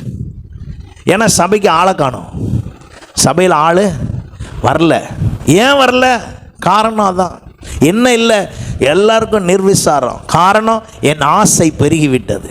என் ஆசை பெருகினபடியால் ஆசைக்கு உதவி செய்கிறதுக்கு அவன் என்ன பண்ணி விட்டான்? நாட்டை ஃபுல்லாக. நீங்கள் அவனை எடுத்த உடனே குறை சொல்லாதீங்க. உடனே இவர் சாத்தானுக்கு ஏஜெண்டாக இருப்பாரோ, அவனை குறை சொல்லாதன்னு சொல்கிறார. அவனுக்கு முந்தி நம்ம மோசமான ஆள்னு புரிஞ்சுக்காங்க. யாருக்கு முந்தி? சாத்தானுக்கு முந்தி நம்ம பிரச்சனையான ஆள். ஏன்னா அவன் ஏற்கனவே தலை நசுக்கப்பட்டவன், அவன் ஏற்கனவே அடிபட்டவன், அவனை ஏற்கனவே ஆண்டவர் சிலுவையில் என்ன பண்ணிட்டார்? வெற்றி சிறந்தார். அப்போ அவன் அடிபட்டு தோத்து போனவன் கூட எனக்கு என்னை அவர் அண்டையிலிருந்து அவர் ஐக்கியத்திலிருந்து பிரிக்கிறான்னா அனுமதி கொடுத்தது யார்? நீங்கள் தொடர்ந்து வாசிக்கும் போது அங்கே சொல்லப்பட்டிருக்கிறது. லூக்கா சுவிசேஷம், எனக்கு நானே செய்கிற விஷயம் பாருங்க. லூக்கா சுவிசேஷம் 11:52 பாருங்க. நியாய சாஸ்திரிகளே உங்களுக்கு ஐயோ, அறிவாகிய திறவுகளை எடுத்துக்கொண்டீர்கள், நீங்களும் உட்பிரவேசிப்பதில்லை, உட்பிரவேசிக்கிறவர்களையும் நம்மால். அதாவது வசனம் இப்படி போட்டிருக்குங்க. நீங்கள் என்ன இப்படி பேசுகிறீங்க? பழைய ஏற்பாடு தெரியுமா உங்களுக்கு? புதிய ஏற்பாடு தெரியுமா உங்களுக்கு? இந்த விளக்கம் பேச சொன்னால் நிறையா பேசுவோம்.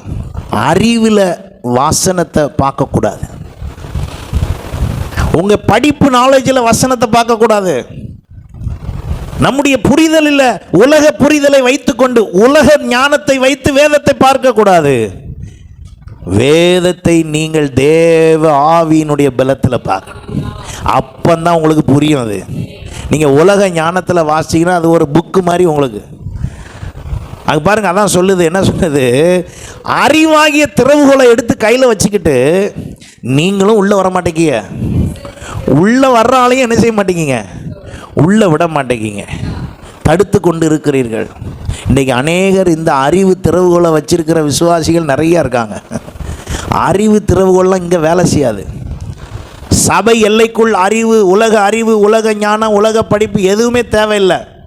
நீங்கள் ஆண்டவரோடு, இங்கே சர்ச்சுக்குள்ளே படிப்பே தேவையில்லை, ஆவியானவரோடு இணைஞ்சா போதும். அவர் சகல சத்தியத்துக்குள்ளும் நடத்துவார். அவர் சகலவற்றுக்குள்ளும் உங்களை நடத்துவார். அவருக்கு என்னுடைய எஜுகேஷன் ஸ்கில்ஸ் தேவையில்லை, என்னுடைய எந்த திறமை தாளந்து தேவையில்லை, எதுவும் தேவையில்லை. அவர்கிட்ட நான் அப்படியே எம்டியாக நின்னா போதும், அவர் என்னை நடத்துவார். அல்லேலூயா. ஒருவேளை இந்த படிப்பு காரியங்கள் இன்னும் கொஞ்சம் எக்ஸ்ட்ராவாக அண்டர்ஸ்டாண்ட் பண்ணுறதுக்கு நமக்கு என்ன செய்யும்? உதவி செய்யுமே ஒழிய மற்றபடி வேறு ஒன்றும் இல்லை. இந்த டெக்னாலஜி அண்டர்ஸ்டாண்டிங் இருக்கிறதுனால நான் கொண்டு வந்து இதை வச்சு பேசிகிட்டு இருக்கிறேன். இது இல்லைன்னா இது எனக்கு தெரியாதுன்னு வச்சுக்குவோம். என்ன தான் செஞ்சுக்கிட்டு இருப்பேன், எழுதி போட்டு பெரட்டி உங்களுக்கு இப்படி சொல்லிக்கிட்டே இருப்பேன். இது எல்லாத்தையும் நான் உட்காந்து 4 நாளாக 3 நாளாக உட்காந்து வசனம் எல்லாத்தையும் எடுத்து கம்ப்யூட்டரில் செட் பண்ணி எல்லாம் ஒரு ஃபைல் ஆக்கி பிடிஎஃப் ஆக்கி என் முன்னால் கொண்டு வந்து வச்சுருக்கேன். வேறு ஒன்றும் இல்லை. அதில் இந்த பைபிள் வசனம் பெரட்டுறதுக்கு பதில் அங்கே இருக்குது. இது எது நிமித்தமாய் வந்திருக்குது? கொஞ்சம் டெக்னிக்கல் விஷயம் புரிஞ்சதுனால. ஆனால் இதுக்கும் ஆண்டவரோட ஐக்கியத்துக்கும் சம்மந்தம் இல்லை. ஹல்லேலூயா, ஹல்லேலூயா. அப்போ நல்லா கவனிங்க ஒரு விஷயத்தை. அப்போ தடை பண்ணுகிற காரியங்கள் அதிகமாக இருந்து தடை செய்கிற விஷயங்கள் இருந்து கொண்டே இருக்கிறது. அப்போ நான் என்ன செய்கிறேன்? என்னுடைய செயல்பாடு என்ன? ஓசியா தீர்க்க தரிசன புஸ்தகம் 4ஆம் அதிகாரம் 17ஆம் வசனம் பாருங்கள். எப்ராஹிம் விக்கிரகங்களோடு இணைந்திருக்கிறான். நான் என்ன செஞ்சேன்? அவனை கைப்பிடிச்சு கூட்டு போனேன், அவனை பழக்கினேன். எப்ராஹிமே, உன்னை எப்படி நான் மறப்பேன், உன்னை எப்படி கைவிடுவேன்னு நான் பேசிக்கிட்டு இருக்கேன். ஆனால் அவன் எங்கே போயிருக்கானா? புரியுதா உங்களுக்கு? நமக்கு நாமே தடைனா என்னன்னு புரியுதா? நான் இந்த ஆவி ஆத்மா சரீரத்தில் நான் புரிந்து, என் அறிவு புரிந்து ஆண்டவருக்கு ஒப்பு கொடுக்க வேண்டும் என்ற எண்ணம் வந்து என்னை நான் புகுத்தாத வரைக்கும் ஆண்டவருக்குள்ளே நான் வரவே முடியாது. என்னுடைய சிந்தை, இப்போ நீங்கள் எல்லோரும் கரெக்டாக அட்ரஸ் தேடி வந்துட்டுருக்கீங்க, சர்ச்சுக்கு கரெக்டாக வந்துட்டீங்க அப்படின்னா என்ன அர்த்தம்? உங்களுடைய ரெக்கார்டில் நம்ம சர்ச்சு எங்கே இருக்குதுன்னு ரிஜிஸ்டர் ஆனதுனால கரெக்டாக அப்படி ரோட்டில் வந்துட்டீங்க. முடிஞ்ச உடனே கரெக்டாக உங்கள் வீட்டுக்கு அவரவர் வீட்டுக்கு எல்லோரும் போயிடுவீங்க. எல்லாம் கரெக்டாக இருக்குது, தெளிவாக இருக்குது. இது மாதிரி உங்களுடைய ஸ்பிரிச்சுவல் அண்டர்ஸ்டாண்டிங்கில் நீங்கள் கிறிஸ்துவோடு கூட என்ன செஞ்சிடணும்? கரெக்டாக கனெக்ட் பண்ணிடணும். அங்கே என்ன சொல்லியிருப்பாருங்க? 17ஆம் வசனம் பாருங்கள், 4:17. எப்ராஹிம் விக்கிரகங்களோடு இணைந்திருக்கிறான். அவன் அதனால் என்ன பண்ணிடு? போக விடு. கிறிஸ்துவோடு இணைக்கப்பட்டால் வச்சுக்குவோம், கிறிஸ்து கூட இணைக்க முடியலன்னா என்ன பண்ணிட வேண்டியதான்? போக விடு. அவர்களுடைய மதுபானம் புளித்தது, அவர்கள் எப்பொழுதும் சோரம் போகிறார்கள். அவர்களுடைய அதிபதிகள் தாருங்கள் லட்சையானதை நாடுகிறார்கள். அவர்கள் எல்லாரும் என்ன செய்கிறார்களா? சோரம் போகிறார்கள். இதெல்லாம் யார் செய்கிறா? நானே தான் செய்கிறேன். உங்களை இல்லாமல் யாராவது செய்கிறாங்களா? எதுவுமே தானாக கையில் வராது. டிவி வீட்டில் இருக்குது, ரிமோட்டு யார்கிட்ட இருக்குது? நம்ம கையில் இருக்குது. கவனித்து பாருங்கள், இந்த உலகம் என்ன பண்ணி வச்சுருக்கு? சாத்தானுடைய தந்திரம். எல்லா ஆப்ரேட்டிங்கும் யார் கையில் தான் தந்திருப்பான்? நம்மக்கிட்ட தான் கொடுத்துருப்பான். அவன்கிட்ட போய் ஆண்டவர் போய் நீ ஏன் இப்படி பண்ண? ஐயோ எனக்கு தெரியாது. யார் சொல்லுவா? சிம்பிளாக சொல்லுவான் சாத்தான், எனக்கு தெரியாது. நீ அவனை டிவியில் படம் பார்க்க வச்சியாம்ல? ஐயோ எனக்கு தெரியாது. அவன் தான் சேனல் ஆன் பண்ணி அவன் தான் சன் டிவிக்கு போனால் அதில் போட்ட படத்தை அவன் பார்த்துக்கிட்டு தான் நான் என்ன செய்ய? இப்போ அவனை எதாவது செய்ய முடியுமா நம்ம? சாத்தானுடைய பதில் எப்படி இருக்குது பாருங்கள் ஆண்டவர்கிட்ட. நான் ஒன்றும் செய்யலை, அவன் தான் 70 இன்ச்சு டிவி வீட்டில் வாங்கிட்டு வந்து வச்சான், நான் விற்பனைக்கு மட்டும்தான் வச்சேன். வீட்டுக்கு வாங்கிட்டு வந்தது அவன் தான். அந்த வாங்கிட்டு வந்த டிவியில் கூட ரிமோட்டுன்னு ஒன்று சின்னதாக 70 இன்ச்சு டிவிக்கு 7 இன்ச்சில் ரிமோட்டு, அதை அவன் தான் ஆன் பண்ணான், அவன் தான் சேனல் வச்சான், அவனே பார்த்துக்கிட்டான். இதில் ஏண்டெல்லாம் கேட்கக்கூடாது. நீங்கள் நான் சொல்கிறது எத்தனை பேருக்கு புரியுது? இது மாதிரி நீங்கள் சொல்கிற எல்லா குற்றச்சாட்டுக்கும் யார் பதில் வச்சுருக்கா? சாத்தான் பதில் வச்சுருக்கான். ஏன்னா ஃபுல் ஆப்ரேட்டிங்கை யார் கையில் கொடுத்துருக்கான்? உங்கள் கையில் இருக்க மொபைலில் இருந்து நீங்கள் சொல்கிற எந்த மேட்டராக இருந்தாலும் என்கிட்ட சொல்லிக்கிட்டே வாங்க.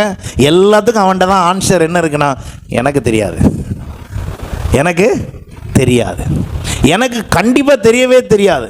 அவனால் அதை சொல்ல முடியும். காரணம் என்ன? அவன் அப்படிப்பட்டவன். வேதம் சொல்லுகிறது அவன் பொய்யனும் பொய்க்கு பிதாவுமாக இருக்கிறான். நிறைய சொல்லணும், நேரம் இல்லை. ஆனாலும் தடைகளை, 2வது தடை எங்கே வருகிறது? வாசியுங்கள். 1 தெசலோனிக்கேயர் 2ஆம் அதிகாரம் 18ஆம் வசனத்தில் பவுல் சொல்லுகிறார், நான் எவ்வளவோ வர மனதாக இருந்தேன். பவுலாகிய நானே வர மனதாக இருந்தேன். சாத்தானோ எங்களை என்ன பண்ணிட்டானா? தடை பண்ணிவிட்டான். சாத்தான் எங்களை தடை பண்ணினான். சாத்தான் தான் எங்களை தடை பண்ணிட்டான். அப்படி தடை பண்ணுற அவனை என்ன செய்கிறது? வாசியுங்கள் யாக்கோபு 4:7. தடை பண்ணுற உங்களுக்கு ஆண்டவர் ஒரு ஆலோசனை தருகிறார். ஆகையால் அவன் தடை பண்ணுறான் தானே, நீங்கள் என்ன செய்யணுமோ அதை செய்யுங்க. நீங்களும் நானும் என்ன செய்யணும்? அவன் தடை பண்ணுவான். தடை பண்ணுறவன் அப்படி தான் வருவான். அப்போ அவர் சொல்லுகிறார், தேவனுக்கு என்ன பண்ணிடுங்க? கீழ்ப்படிந்திருங்கள். பார்த்தீங்களா? தடை பண்ணுறவனுக்கு என்ன செய்யுங்க? எதிர்த்து நில்லுங்கள். உங்களை மீறி ஒன்றும் செய்ய மாட்டான். உங்களை விட்டு என்ன போயிடுவானா? ஓடி போகிற ஆளை போய் நீங்கள் குறை சொல்லிக்கிட்டு இருக்கீங்க. மிரட்டினா என்ன பண்ணிடுவானா? ஓடிடுவானா. நீங்கள் எதிர்த்து நிற்க முடியுமான்னு பாருங்கள். அதுக்கு அந்த எதிர்த்து நிற்கிறதுக்கு தான் உங்களை 4 வாரமாக என்ன செய்யுங்கன்னு சொல்லிக்கிட்டு இருக்கேன். யார் கூட ஐக்கியமாக சொல்கிறேன்? இயேசு கிறிஸ்து கூட ஐக்கியமாயிருங்க, ஐக்கியமாயிருங்க, ஐக்கியமாயிருங்க. ஏன்னா இந்த ஐக்கியத்தை வச்சு தான் அவனை என்ன செய்ய முடியும்? எதிர்க்க முடியும். தொடர்ந்து வாசிங்கள். எபேசியர் 4:27 பாருங்கள். வசனம் தெளிவாக சொல்லுது, பிசாசுக்கு என்ன செய்யக்கூடாதான்? இடம் கொடுக்காதீங்க. இப்போ ஆண்டவர்கிட்டையும் நீங்கள் போய், ஆண்டவரே நேற்று நைட்டு பிசாசு என்னை போட்டு அமுக்குன்னு அமுக்கிருச்சு அப்படின்னு நீங்கள் சொன்னீங்கன்னா, அவர் அடுத்த கேள்வி உங்கள்கிட்ட கேட்பார், நீ ஏன் இடம் கொடுத்த? இப்போ 2 பக்கமும் கேள்வி, அதிலும் வித்தியாசமாக இருக்குது பாருங்கள். நீங்கள் அவன்கிட்ட போய் சொன்னால் ரிமோட்டு நான் செஞ்சேன், அவன் தான் சுவிட்சை போட்டுக்கிட்டான்னுவான். நீங்கள் ஆண்டவர்கிட்ட போய் சொன்னீங்கன்னா, ஆண்டவரே ஆண்டவரே பிசாசு நான் தான் உன்னை எதிர்த்து நிற்க சொன்னேன்ல. நான் சொல்கிறது எத்தனை பேருக்கு புரியுதுங்க? நான் புரியறதுக்காக இந்த மெத்தடில் பேசுகிறேன். நான் தான் உன்னை எதிர்த்து தானே நிற்க சொன்னேன். நீ என்ன பண்ண? உன் வீட்டுக்குள்ளேயா விட்ட? நான் உன்னைய இடம் கொடுக்காதன்னு சொன்னேன்ல, ஏன் கொடுத்த? தெரியாமல் கொடுத்துட்டேன் ஆண்டவரே. அப்போ ஒழுங்கு ஐக்கியமாக இரு. நீ ஐக்கியமாக இருந்தால் அவன் உன்னை அமுக்க மாட்டான். நீ ஐக்கியமாக இல்லைன்னா அவன் வேலையே உன்னைய சுற்றி சுற்றி வர்றது தான் அப்படின்னு அவர் பதில் சொல்லி அனுப்பிடுவார். ஹல்லேலூயா. அப்போ நல்லா கவனிங்க. அவனுக்கு இடம் கொடுக்காம அவனுக்கு என்னிடத்தில் ஒன்றும் இல்லை. இயேசு சொன்னார், உலகத்தின் அதிபதியாகிய பிசாசானவனுக்கு என்னிடத்தில் ஒன்றுமே இல்லை. என்கிட்ட ஒன்றும் இல்லைங்கிறனால அவன் என்னை ஒன்றும் செய்ய முடியாது. அப்போ அவனுடைய நோக்கம் என்ன? அவனுடைய தந்திரம் என்ன? யோவான் 10:10 பாருங்க. திருடன் திருடவும் கொல்லவும் அழிக்கவும் வருகிறானே அன்றி வேறொன்றுக்கும் வரான். அவன் ஒரு திருடன். அதனால தான் கவனிங்க, இயேசு என்னெல்லாம் சொல்லியிருக்காரோ அதெல்லாம் அவனும் சொல்லுவான். ஆண்டவர் என்னெல்லாம் செய்ய சொல்கிறாரோ அதெல்லாம் செய்யாதம்பான். ஆண்டவர் என்னெல்லாம் படைத்திருக்கிறாரோ அதுக்கு விரோதமாக படைப்பான். ஆண்டவர் ஆண் பெண்ணுமாக படைத்தார். ஆனால் இப்போ உலகத்துக்குள்ளே எப்படி இருக்குது? புரியுதா உங்களுக்கு? ஆண்டவர் ஆணும் பெண்ணுமாக படைத்தார். அவர்கள் இருவரும் சேர்ந்து இருக்க வேண்டும், ஒரே மாம்சமாக இருக்க வேண்டும் என்று அவர் சொன்னார். ஆனால் இவன் என்ன சொல்லுதான்? ஆம்பளையும் சேர்ந்து ஒரே மாம்சமாக இருங்க, பெண்களும் சேர்ந்து ஒரே மாம்சமாக இருங்க. ஆனால் ஆண்டவர் எப்படி படைச்சார்? நீங்கள் இப்படி ஒன்றையா யோசித்து பார்த்தீங்கன்னா இந்த தந்திரம் என்னன்னு உங்களுக்கு புரியும். இதை பற்றி யோசிக்கலாம் நமக்கு நேரம் இல்லை. பாஸ்டர் வேலை என்ன? ஜெபம் பண்ணும்பார், பைபிள் வாசிப்பார், இயேசுவோட சேர்ந்துக்கம்பார். அவர் வேலை அவர் இந்த இப்போ முடிச்சிருவார், இவ்வளோதான், போயிட வேண்டிதான். விளையாட்டாக நினைக்காதீங்க. உலகம் உங்களை நரகத்துக்கு நேராக, பாதாளத்துக்கு நேராக இழுத்து கொண்டிருக்கிறது. சபை உங்களை பரலோக ராஜ்யத்துக்கு நேராக பிதாவின் வலது பார்சத்தில் உட்கார வைக்க ட்ரை பண்ணுது. எல்லா சபையும் இல்லை, சில சபை நரகத்துக்கு சாத்தானோட சேர்ந்து கூட்டிட்டும் போகுது. கர்த்தர் சித்தமான அதை நம்ம தெளிவாக இதுவே எனக்கு முடிக்க முடியல. அப்போ நல்லா கவனிங்க. அப்போ இந்த சாத்தானுடைய தந்திரம் என்ன? அதை எப்படியாவது மாற்றிடணும். காய்கறி கூட அவர் தயாரித்த காய்கறி, அவர் படைத்த காய்கறி இப்போ வரைக்கும் இல்லை. ஆண்டவர் படைத்த காய்கறியில் வியாதி இல்லை. எத்தனை பேர் ஒத்துக்கிறீங்க? ஆண்டவர் படைத்த காய்கறியில் என்ன இல்லை? வியாதியே கிடையாது. ஆனால் அது இப்பொழுது என்ன செய்யப்பட்டிருக்கிறது? மாற்றப்பட்டிருக்கிறது. அதனுடைய அர்த்தம் என்ன?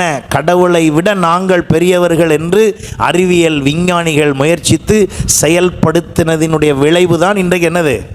இவ்வளோ வியாதிகள். அப்போ நல்லா கவனிங்க, படைப்பில் இருந்தே அவன் மாற்றி மாற்றி செய்து கொண்டிருக்கிறான்.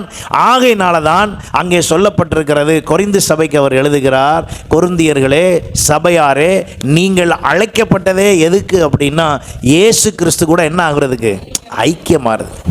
இப்போ நல்லா கவனிங்க, நீங்கள் சர்ச்சுக்கு வர்றதெல்லாம் சாத்தானுக்கு பிரச்சனை இல்லை, எதுவுமே பிரச்சனை இல்லை. நீங்கள் அவர் கூட ஐக்கியமாகாமல் பார்த்துக்கிறது அவன் வேலை. உங்களை கிறிஸ்துவை போல மாற விடாமல் பார்த்துக்கிறது அவனுடைய வேலை.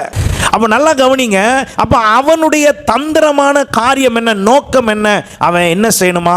திருடணும், கொல்லணும், அழிக்கணும். என்னை எப்படி அவன் திருடுகிறான் கவனித்து பாருங்கள். காலையில் விழித்தது முதல் இரவு தூங்க போகிற வரைக்கும் உங்கள் நேரத்தெல்லாம் அவன் என்ன பண்ணுறான்? திருடுறான். என்னென்ன விதத்தில் பயன்படுதுன்னு பாருங்கள். பைபிள் எவ்வளோ நேரம் வாசிச்சிருக்கோம், மொபைல் ஃபோன் எவ்வளோ யூஸ் பண்ணியிருக்கோம், டிவி எவ்வளோ பார்த்துருக்குறோம், தேவையில்லாமல் எவ்வளோ பேசியிருக்கிறோம். இதெல்லாம் ஆஃபீஸ் வேலை விடுங்க, அதை நான் ஒன்றும் சொல்லலை. மற்றபடி என்ன செய்திருக்கிறோம் கவனித்து பாருங்கள். நம்ம நேரத்தை என்ன பண்ணியிருப்பான்? திருடி இருப்பான். கவனித்து பாருங்கள். நம்முடைய ஆத்மாவை அழிப்பதற்கு ஏதுவாய் என்ன செய்ய முடியுமோ அழிவுக்கு நேராய் கொண்டு செல்வதற்கான வேலையெல்லாம் அவன் செய்து வைத்திருக்கிறான். அப்போ அவனுடைய நோக்கம் பெரியதாக இருக்கிறது. ஆண்டவர் சொல்லுகிறார், நான் பரிபூர்ணப்பட வந்தேன். அது சொல்லிட்டு சொல்கிறார், நானோ அவைகளுக்கு ஜீவன் உண்டாக்கவும் அது பரிபூர்ணப்படவும் வந்தேன். அப்போ இன்றைக்கு நம்முடைய வாழ்க்கையில் ஒன்றை புரிந்து கொள்ளுங்கள், இந்த ஐக்கியத்துக்கு தடையாக இருப்பது நாம் தான் முதல்ல, இரண்டாவது யார்? சாத்தான். ஏன்னா அவனுடைய தந்திரம் ஆதி முதலே எப்படி தான் இருக்குன்னா, அவன் எப்படி தான் இருக்கிறான் என்றால் அதை செய்கிறதற்குத்தான் இருக்கிறான். இப்போ நான் அவனுடைய சில செயல்முறைகளை நான் உங்களுக்கு விளக்க விரும்புகிறேன். விளக்கி நாம் ஜெபிக்க போகிறோம். அவனுடைய செயல்முறைகள் என்ன, தந்திரங்கள் என்ன? 2 கொரிந்தியர் 11ஆம் அதிகாரம் 14ஆம் வசனத்தை பாருங்க. அது ஆச்சரியம் அல்லவே, சாத்தானும் ஒளியின் தூதனுடைய வேஷத்தை தரித்து கொள்வானே. நல்லா கவனிங்க, சாத்தானா நீங்கள் வேற மாதிரி நினச்சிடக்கூடாது. சில நேரம் படத்தில் போட்டிருப்பாங்க 2 கொம்பு வச்சு, அது மாதிரி நினச்சிக்கிட்டு இருக்கக்கூடாது. அவன் சொல்கிறது வசனம் என்ன சொல்லுதுன்னா, முடிஞ்சால் நல்லா ஒயிட் அண்ட் ஒயிட் போட்டு கூட என்ன செய்யுமா? வருமா? பார்க்க நீட்டாக இருக்கும். எப்படி புரியலாம்? பேசுகிறத வச்சு தான் புரியணும், நோக்கத்தை வச்சு தான் புரியணும், திட்டத்தை வச்சு தான் புரியணும், கொண்டு போகிற வியூவை வச்சு தான் புரியணும், எதுக்கு முக்கியத்துவம் கொடுத்துருக்குங்கிறத பார்க்கணும். அதை வச்சு தான் இது சாத்தான் தந்திரமா இல்லை ஆவியானவருடைய கிரியையான்னு என்ன செய்ய முடியும்? காட்ட முடியும். நல்லா கவனிங்க, சாத்தான் ஒரு நாளும் வேறு எந்த மதத்துக்குள்ளேயும் நுழைய மாட்டான். நேராக எங்கே தான் வருவான்? சபைக்குள்ளே தான் வருவான். ஏன் சபைக்குள்ளே வரணும்? ஏனென்றால் சபை தான் கிறிஸ்துவோடு என்ன செய்ய பார்க்குது? ஐக்கியமாக்க பார்க்குது. அதனால தான் கவனித்து பாருங்கள், இந்த சபைக்குள்ளே வேறு மாதிரி காரியங்களெல்லாம் கொண்டு வந்து திணிக்க பார்க்குறான். சினிமா பாடல்கள் சபைக்குள்ளே பாடி இன்றைக்கு செயல்படுத்தப்படுகிறது. நீங்கள் அதெல்லாம் கவனிக்காமல் இருக்கிற வரைக்கும் சந்தோஷம். ஆனால் நீங்கள் கவனிச்சிங்கன்னா, நான் பாஸ்டராக இருக்கிறனால சில பாஸ்டர்ஸ் எனக்கு வாட்ஸ்அப்பில் அனுப்பி விடுறாங்க சில வீடியோ. அதை போய் பார்த்தாக்க ஒரு சில பேர் என்ன செய்கிறாங்க, ஃபுல்லாக பாட்டு, சினிமா பாட்டை சபையிலேயே பாடி ஆராதனை போல் ஆராதிக்கிறார்கள். அது என்னது? சாத்தானுடைய தந்திரம். நீங்கள் தான் புரிந்து கொள்ள வேண்டும். ஏனென்றால் பரிசுத்த ஆவியானவர் ஒரு நாளும் அசுத்தமானதை கொண்டு வந்து அவருடைய பலிபீடத்தில் வைக்க அனுமதிக்கவே மாட்டார். அது அந்நிய அக்கினி. அந்நிய அக்கினி தேவ சமூகத்துக்கு வர முடியாது. ஹல்லேலூயா. அப்ப தேவனால் மகிமைப்பட, தேவனுக்கு மகிமை செலுத்துவதற்கு யாரோ ஒருவர் பாடின, யாரோ ஒருவர் செய்ததை கொண்டு வந்து சேர்க்க முடியாது. அப்ப அவனுடைய தந்திரம் என்ன? அப்படியே டூப்ளிகேட் பண்றான். நீங்களும் நானும் பார்க்காத பிரசன்னத்தை பார்த்தவன் தான் சாத்தான். நீங்களும் நானும் தேவனை நேருக்கு நேர் என்ன செய்யல, பார்க்கலங்க. ஆனால் அவன் பார்த்துருக்கிறான். அவன் தேவ சமூகம் தெரியும், தேவனுடைய சிங்காசனம் தெரியும், பரலோக ராஜ்யத்தின் அமைப்பு தெரியும், எல்லாம் அவனுக்கு தெரியும். ஏன் அவனுக்கு தெரியும்னா, அவன் வந்ததே எங்கேருந்து?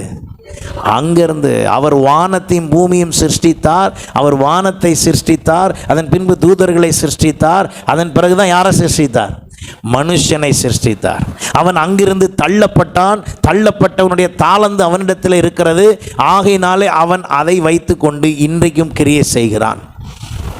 நம்ம ஏன் லைட்டிங்லாம் அணைஞ்சு பாஸ்டர் திடீர்னு பச்சையா மஞ்சையா ப்ளூவா வேற வேற கலரில் ஏன் தெரிய மாட்டார்?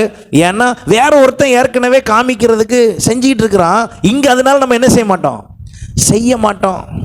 யூத்தை கவர் பண்ணணும்னா, வாலிபர்களை கவர் பண்ணணும்னா அப்படி செய்யணும். நான் வாலிபனாக இருக்கும்போது ஒரு லைட்டும் போடல, வெறும் ட்ரம் வச்சு டம்முன்னு அடிச்சுக்கிட்டு அதில் ரசிக்கப்பட்டாச்சு.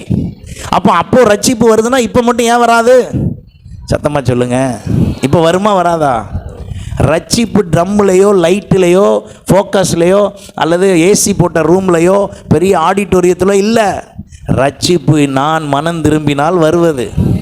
இயேசுவே ஆண்டவர்னு அறிக்கையிட்டு என் பாவத்தை நான் அறிக்கையிட்டால் வரும். அவனுக்கு வித்தியாசமே தெரியாத மாதிரி வேற வேற இடத்துக்கு போகிற இடமும் சபையும் ஒன்றும் அவனுக்கு காட்டவே முடியாது. ஆனால் உலகம் இப்போ இன்னைக்கு என்ன செய்ய பார்க்குது? காட்ட பார்க்குது. அப்படிப்பட்ட சபைகளுக்கு நீங்கள் தான் கவனமாக இருக்கணும். அப்போ அவனுடைய தந்திரம் என்னவாம் பாருங்க, வேஷத்தை தரித்து கொள்வான். கூடுமான வரை அதை தொடர்ந்து நீங்கள் வாசிக்கும் போது அங்கே சொல்லப்பட்டிருக்கிற காரியம் பாருங்க. ஆகையால் அவனுடைய ஊழியக்காரரும் நீதியின் ஊழியக்காரருடைய வேஷத்தை தரித்து கொண்டால் அது அவர்கள் முடிவு அவர்கள் கிரியைகளுக்கு தக்கதாக இருக்கும்.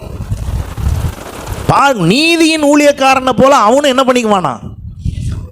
அப்போ அவன் எங்கே தான் இருக்கான்? அப்போ சபைக்குள்ளே தான் இருக்கான். சபைக்குள்ளே தான் வந்து அவன் நடமாட பார்க்குறான். சாத்தான் சபைக்குள்ளே தான் கிரியை செய்ய பார்க்குறான். ஆனால் நம்முடைய ஐக்கியம் யார் கூட இருக்க வேண்டும்? இயேசு கிறிஸ்துவோடு இருக்க வேண்டும். அல்லேலூயா. அப்போ நம்முடைய ஐக்கியம் அங்கே சரியாக இருந்துருச்சுன்னா இவன் நம்மக்கிட்ட கிரியை செய்யவே முடியாது. இரண்டாவதாக, முதல்ல அவன் வேஷத்தை மாற்றிக்கொண்டு வருகிறான். இரண்டாவதாக அவன் என்ன செய்கிறான்? கவர்ச்சியின் மூலம் வருகிறான். நான் சொன்னேன் பாருங்க, கவர்ச்சி எல்லாம் அப்படியே இஷ்டப்படுற மாதிரி. இயேசுட்டே போய் என்ன தெரியுமா சொன்னால், மத்தேயு 4ஆம் அதிகாரத்தில் பாருங்கள். இயேசுட்டே போய் சொல்கிறான், எல்லாத்தையும் காமிச்சானா, மலையின் மேலே கொண்டு போய் உலகத்தின் சகல ராஜ்யங்கள் 8ஆம் வசனம் பாருங்கள், அதனுடைய மகிமையெல்லாம் காமிச்சு அவன் சொன்னானா, நீ என்னை பணிந்து கொள், இதெல்லாம் உனக்கு தரேன். இயேசுட்ட சொல்கிறான், இதெல்லாம் நீர் பணிந்து கொண்டால் இதை நான் உனக்கு தரேன் அப்படின்னு சொல்லி இயேசுக்கே என்ன காட்டினார்? இயேசுக்கே உலகத்தை காட்டி இதெல்லாம் நான் தரேன் தெரியுமா. ஏற்கனவே இதெல்லாம் யார்கிட்ட இருக்குது? என்கிட்ட இருக்குது, என் அதிகாரத்தில் இருக்குது. இயேசுகிட்ட போய் சாத்தான் சொன்ன பேச்சு இதெல்லாம் ஏன் அதிகாரத்தில் இருக்குது, ஆகையினால இதெல்லாம் நான் தரேன். ஆனால் இவனுக்கு தெரியல, இந்த அதிகாரத்தெல்லாம் உரிந்து கொண்டு சிலுவையில் வெற்றி சிறக்க வந்தவர்கிட்ட பேசுகிறோன்னு அவனுக்கு தெரியலை. ஹல்லேலூயா. ஒன்றை புரிந்து கொள்ளுங்கள், நீங்களும் நானும் ஆராதிக்கிற தேவன் அவர் சாத்தானை ஜெயித்தவர். ஹல்லேலூயா. அப்போ இந்த ஐக்கியத்தில் நான் சரியாக இருப்பதற்கு நான் இந்த காரியங்களை எல்லாம் சரியாக புரிஞ்சு கொள்ளணும். அப்போ சாத்தானுடைய தந்திரம் என்ன செய்கிறது? என்னை அவர் அண்டை நெருங்க விடாதபடி, அந்த ஐக்கியப்படுத்த விடாதபடி அவனுடைய தந்திரம் என்னை வேறு திசைக்கு கொண்டு செல்லுது. நல்லா கவனிச்சு பாருங்க. 3 மாதத்துக்கு முன்னால் கொடுத்த கல்யாண கார்டு, அந்த கல்யாணம் நல்ல ஞாபகம் இருக்கும். ஆனால் சபையில் சொல்லுகிற அறிவிப்பு மட்டும் ஞாபகமே இருக்காது. நீங்கள் நினச்சி பார்ப்பீங்க, அது என்ன? நான் சொல்கிறத நீங்கள் டெஸ்ட் பண்ணி பாருங்கள். மற்றதெல்லாம் ஞாபகம் இருக்கும், நான் சொன்னது மட்டும் மறந்துடும். நண்பர்கள் சொன்னது, அவங்க சொன்னது, இவங்க சொன்னதெல்லாம் ஞாபகம் இருக்கும், நான் சொன்னது மறந்துடும். ஏன் மறக்கணும்? அங்கே தான் நீங்கள் தான் யோசிக்கணும். ஏன்னா நான் சொல்கிறதெல்லாம் கேட்டுக்கிட்டே வந்தீங்கன்னா நீங்கள் எங்கே வந்துடுவீங்க? ஐக்கியமாயிருவீங்க. அப்போ உங்களை தடை பண்ணணும், உங்களை சிந்தையை மாற்றணும். அன்னைக்கு தான் கரெக்டாக பிஸியாக வேலையை கொடுக்கணும். எந்த தடை இருந்தாலும் தடையை மீறி செய்ய நீங்கள் முயற்சித்தால் தடைகளை நீக்கி போடுகிறவர் உங்களோடு வருவார். வெள்ளிக்கிழமை சாயந்தரம் பெண்கள் ஜெபம் வரணும்னா முன்னக்கூட்டியே வேலையை முடிக்கணும். வீட்டில் எல்லாம் செஞ்சு வச்சு எல்லாம் கிளியர் பண்ணி வைக்கணும். அதிகாலை 5 மணி 6 மணிக்கு ஜெபத்துக்கு வரணும்னா சீக்கிரமாக எந்திரிச்சு அதுக்குரிய வேலையை பார்க்கணும். ஞாயிற்றுக்கிழமை காலையில் ஆராதனைக்கு சீக்கிரம் வரணும்னா அதுக்கு தகுந்தால எழும்பி வேலையை பார்க்கணும். எல்லாம் நான் முயற்சித்தால், எப்படி நான் தவறு செய்வதற்கு முயற்சித்தால் அவன் சப்போர்ட் பண்ணுறானோ, அதுபோல் நான் சரியாய் செய்ய முயற்சிக்கும் போது ஆவியானவர் உதவி செய்வார். அல்லேலூயா. அப்போ நான் ஐக்கியப்படுவது யார் கூட? நான் அவரோடு கூட ஐக்கியப்பட வேண்டும். அந்த ஐக்கியம்தான் முக்கியம். ஏனென்றால் அவனுடைய தந்திரம் எப்படி வேலை செய்கிறது? 3ஆவதாக மத்தேயு 24:24, ஏனெனில் கள்ள கிறிஸ்துகளும் கள்ள தீர்க்கதரிசிகளும் எழும்பி கூடுமானால் தெரிந்து கொள்ளப்பட்டவர்களையும் வஞ்சிக்கத்தக்க பெரிய அடையாளங்களையும் அற்புதங்களையும் செய்வார். பெரிய அடையாளம் அற்புதம்லாம் நடக்கும். பாஸ்டருக்கு ஜெபம் பண்ணால் சுகமே ஆக மாட்டேங்க. அங்கெல்லாம் எத்தனை பேர் சுகமாக்குறாங்க தெரியுமா? நான் உங்களுக்கு ஒன்று சொல்லட்டா, இந்த சரீர வியாதி சுகமாகிறது பெரிய விஷயமே கிடையாது. உங்கள் ஆத்துமா சுகமாகிறது தான் முக்கியம். எத்தனை பேர் நான் சொல்கிறது புரியுது? உங்கள் உள்ளான மனுஷன் சுகமாகணுங்க. இவனுக்கு சமாதானம் வரணும். உடம்பை சரிப்படுத்தி அழகுபடுத்தி அது வீண், அது அழிந்து போகிறது. அழிந்து போகிறதற்கு கொடுக்குற முக்கியத்தை விட அழியாமல் இருக்க போகிற ஆத்மாவுக்கு முக்கியத்துவம் கொடுக்க வேண்டும். இந்த சரீரம் என்ன செய்ய போகுது? அழிந்து போகுது. ஒரு 3-4 வருஷத்துக்கு முன்னால் என் தலை கருப்பாக இருந்துச்சு. இப்போ பார்த்தா கொஞ்சம் அப்படியே வெள்ளையாயிருச்சு. ஏன்? சரீரம் அது என்ன பண்ணிக்கிட்டே தான் இருக்கும், மாறிக்கிட்டே போகும். இன்னும் கொஞ்ச நாள் கழித்து பார்த்தா வெள்ளை ஆகிடும். பாஸ்டர் ரொம்ப வயசாயிடுச்சு போல் அப்படி சொல்கிற அளவுக்கு ஆகிடும் சரீரம். நீங்கள் அப்படி வயசாயிடுச்சின்னு என் முடியை பார்த்து சொன்னாலும், என் முகம் சுருக்கத்தை பார்த்து சொன்னாலும், என் ஆவியில் அனலாக இருந்தேன்னா, ஆவியில் ஆத்துமா எப்படி இருக்குது? வயசாகனாலும் வயசாகாமல் ஆத்துமா அப்படி இருக்குது. எத்தனை பேர் அப்படி செய்ய விரும்புகிறீங்க? சரீரத்துக்கு கவனம் கொடுக்கணும். நல்லது, எக்ஸசைஸ்லாம் பண்ணணும், எல்லாம் வாக்கிங்லாம் போகணும், என்னெல்லாம் இருக்கோ அதெல்லாம் செய்யணும், நல்லா சாப்பிட்ணும் நேரத்துக்கு. ஆனால் அதெல்லாம் விட முக்கியம் என்னதுங்க? உங்கள் ஆத்துமாவை குறித்த அக்கறை. ஹல்லேலூயா. ஏன்னா அவன் என்ன செய்கிறானா பாருங்கள், கூடுமானால் தெரிந்து கொள்ளப்பட்டவர்களையும் வஞ்சிக்கத்தக்கதாக. தெரிந்து கொள்ளப்பட்டவர்கள்லாம் யார்? நல்ல சர்ச்சைக்கு வந்துக்கிட்டு இருக்கிற, நல்ல ஜெபம் பண்ணிக்கிட்டு இருக்கிற, நல்ல சபையில் வந்து தேவனுக்கு நல்ல ஊழியத்துக்கு ஒத்தாசையாக இருக்கிற உங்களையே என்ன பண்ணிடுவானா? கெடுத்து போடுவான். அப்படிப்பட்ட வல்லமை, மிகுந்த வல்லமையோடு யோபு உத்தமனாக இருந்தான், சன்மார்க்கன். அவன் தேவனுக்கு பயந்து பொல்லாப்புக்கு விலகிறவன். அவனே இப்போ என்ன செய்ய பார்க்குறான்? தொடலான்னு போகிறான். அங்கே பார்த்தீங்களா, தேவனோடு அவன் ஐக்கியம் சரியாக இருந்தனால யோபுவை ஒன்றும் செய்ய முடியல. யோபுவை ஒன்றும் செய்ய முடியல. இப்போ சாத்தானே துக்கப்படுகிற அளவுக்கு ஆண்டவர் யோபுவினுடைய முன்னிலைமையை பார்க்கிலும் பின்னிலைமை. இப்போ சாத்தான் யோசிப்பான், தெரியாதனமாக இவரை போய் என்ன பண்ணிட்டோம்? டச் பண்ணிட்டோம். நம்ம டச் பண்ணுறதுக்கு முன்னால் கொஞ்சம் தான் இருந்துச்சு. இப்போ நம்ம போய் அவன் வாழ்க்கையில் இடைப்பட்டு நம்ம போய் அவனை தொந்தரவு பண்ணுறதா நினச்சி தொந்தரவு பண்ணோம். இப்போ அவன் வாழ்க்கை எப்படி மாறிடுச்சு? 2 மடங்காய் மாறினது. ஹல்லேலூயா. இதுவரைக்கும் நீங்கள் பாவத்தில் இருந்து, அடிமைத்தனத்தில் இருந்து, பிசாசின் தந்திரத்தில் இருந்து நீங்கள் கொஞ்சம் ஆசீர்வாதத்தில் இருந்திருப்பீர்கள் என்றால், இப்பொழுது தேவனுக்கு அடிமையாகி உங்களை ஒப்பு கொடுங்கள். கர்த்தர் 2 மடங்கு ஆசீர்வாதத்தை தருவார். அதில் என்ன அப்படி ஒரு ஆசீர்வாதம் இருக்குது? நீங்கள் ஒப்பிட்டு பாருங்கள், உங்களை ஒப்பு கொடுத்து பாருங்கள், அந்த வேளையிலே ஆண்டவர் செய்வார். ஹல்லேலூயா. 4வதாக இந்த சாத்தானுடைய தடை, நமக்குள் புகுந்து கிரியை செய்கிறான். நமக்குள்ள புகுந்து கிரியை செய்கிறான். நமக்குள்ளே எப்படி புகுருவானா? எனக்குள்ளே புகுருவானா? ஆமாம், ஒரு மனுஷனுக்குள்ள வேதம் சொல்லுகிறது 6000 பிசாசு இருந்துச்சு. எத்தனை பிசாசு? 6000 பிசாசு. லூக்கா 8:30 லேகியோன் என்று, லேகியோன்கிறது அவன் பேர் இல்லைங்க. லேகியோன் அப்படின்னா என்ன அர்த்தம்? 6000 பிசாசுகளின் கூட்டமைப்பின் பேர் தான் என்னது? லேகியோன். ஒரு மனுஷனுக்குள்ளே 6000 இருந்துச்சான். என்னெல்லாம் பண்ணிச்சு? அவனை அலக்கழிச்சிச்சு, கோபம் கொண்டுச்சு, அடிச்சுது, பிடிச்சிது, எல்லார்ட்டையும் கோபம். நீங்கள் பார்த்துக்காங்க, இந்த மாதிரி கேரக்டர்லாம் வரும்போது உள்ளே யார் வந்துடுவா? ஆமாம், அப்படியே ஒரு மாதிரியாக கோபமாகவே இருந்தீங்கன்னா உள்ளே வந்துடுவான். ஏன்னா அவனுக்கு ஆப்ஷன் இருந்தால் தான் வர முடியும். எல்லோரும் சொல்லுங்கள், சாத்தான் சும்மா வர முடியாது. அவனுக்கு என்ன இருந்தால் தான்?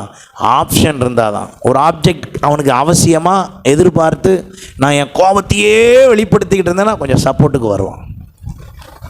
என் சிந்தை ஃபுல்லாக பாவமாக இருந்து பாவத்தை குறித்தே பேசிக்கொண்டு இருந்தேன்னா பாவம் செய்கிறதுக்கு எல்லா ஏற்பாடும் பண்ணி தருவான். அவனாக ஒன்றை உருவாக்கவே முடியாது. உங்களுக்கு விரோதமாய் ஒன்றையும் அவனால் செய்யவே முடியாது. எத்தனை பேர் விசுவாசிக்கிறீங்க?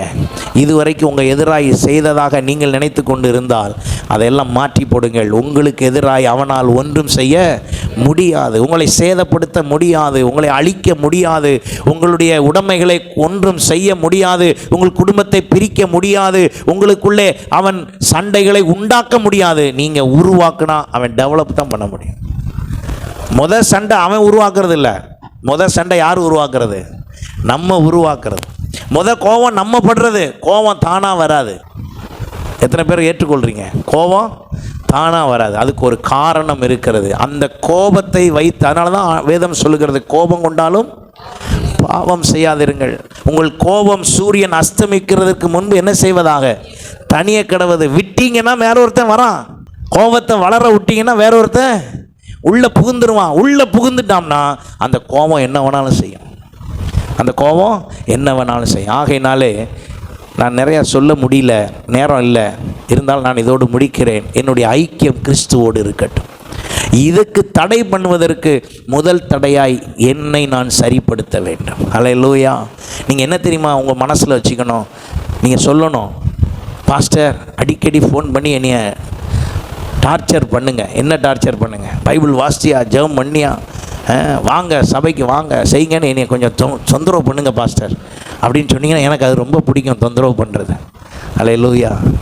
என்ன பாஸ்டர் இதான் உங்கள் வேலையா? என் வேலை வேறு என்ன வேலை? காலையில் தூங்கி எந்திரிச்சதுலேருந்து நைட்டு வரைக்கும் எனக்கு இதே வேலையாக இருக்க சொன்னாலும் இருக்கலாம். ஏன்னா நான் அழைக்கப்பட்டதே அதுக்கு தான். ஹல்லேலூயா. நான் உருவாகி உங்களையும் உருவாக்கி நம்ம எல்லோரும் சேர்ந்து அவரோடு இணைந்து இருப்பதற்கு. நான் ஏன் இந்த வார்த்தை எப்படி சொல்லித்தரேன் அப்படின்னா, நான் எப்படியாவது ஒரு விதத்தில் அவரோடு ஐக்கியப்பட்டு விட வேண்டும். ஹல்லேலூயா. அவரோடு ஐக்கியமாக இருப்பதற்கு அடையாளம் தான் நீங்கள் சபையோடு ஐக்கியமாக இருப்பது. அவரை புரிந்திருக்கிறீர்கள் என்பதற்கு அடையாளம் தான் போதகரோடு அன்பாக இருப்பது. அதெல்லாம் அடுத்த ஸ்டெப்பில் தெரிஞ்சிடும். நிழல் மாதிரி கிறிஸ்துவோடு ஐக்கியமாக இருந்தால் அதனுடைய நிழல் செயலாக சபையோடு நீங்கள் எப்படி இருப்பீர்கள்? ஐக்கியமாக இருப்பீர்கள். இயேசுவின் மீது அன்பாக இருப்பீர்கள் என்றால் நிழலாக பாஸ்டரோடையும் எப்படி இருப்பீங்க? அன்பாக. இதை வச்சு புரிந்து கொள்ளலாம். அவன் நீங்கள் அடிக்கடி இயேசு கூட பேசுகிறீங்களான்னா பாஸ்டரோடையும் அடிக்கடி என்ன பண்ணுவீங்க? பேசுவீங்க. இதெல்லாம் நான் புரிந்து கொள்வதற்கு வேத வசன ஆதாரத்தோடு நான் உங்களுக்கு விளக்க முடியும். அப்படியானால் என் ஐக்கியத்தை சரிப்படுத்துவதற்கு தடையாக இருக்கிற எல்லாத்தையும் நான் மாற்ற வேண்டும்.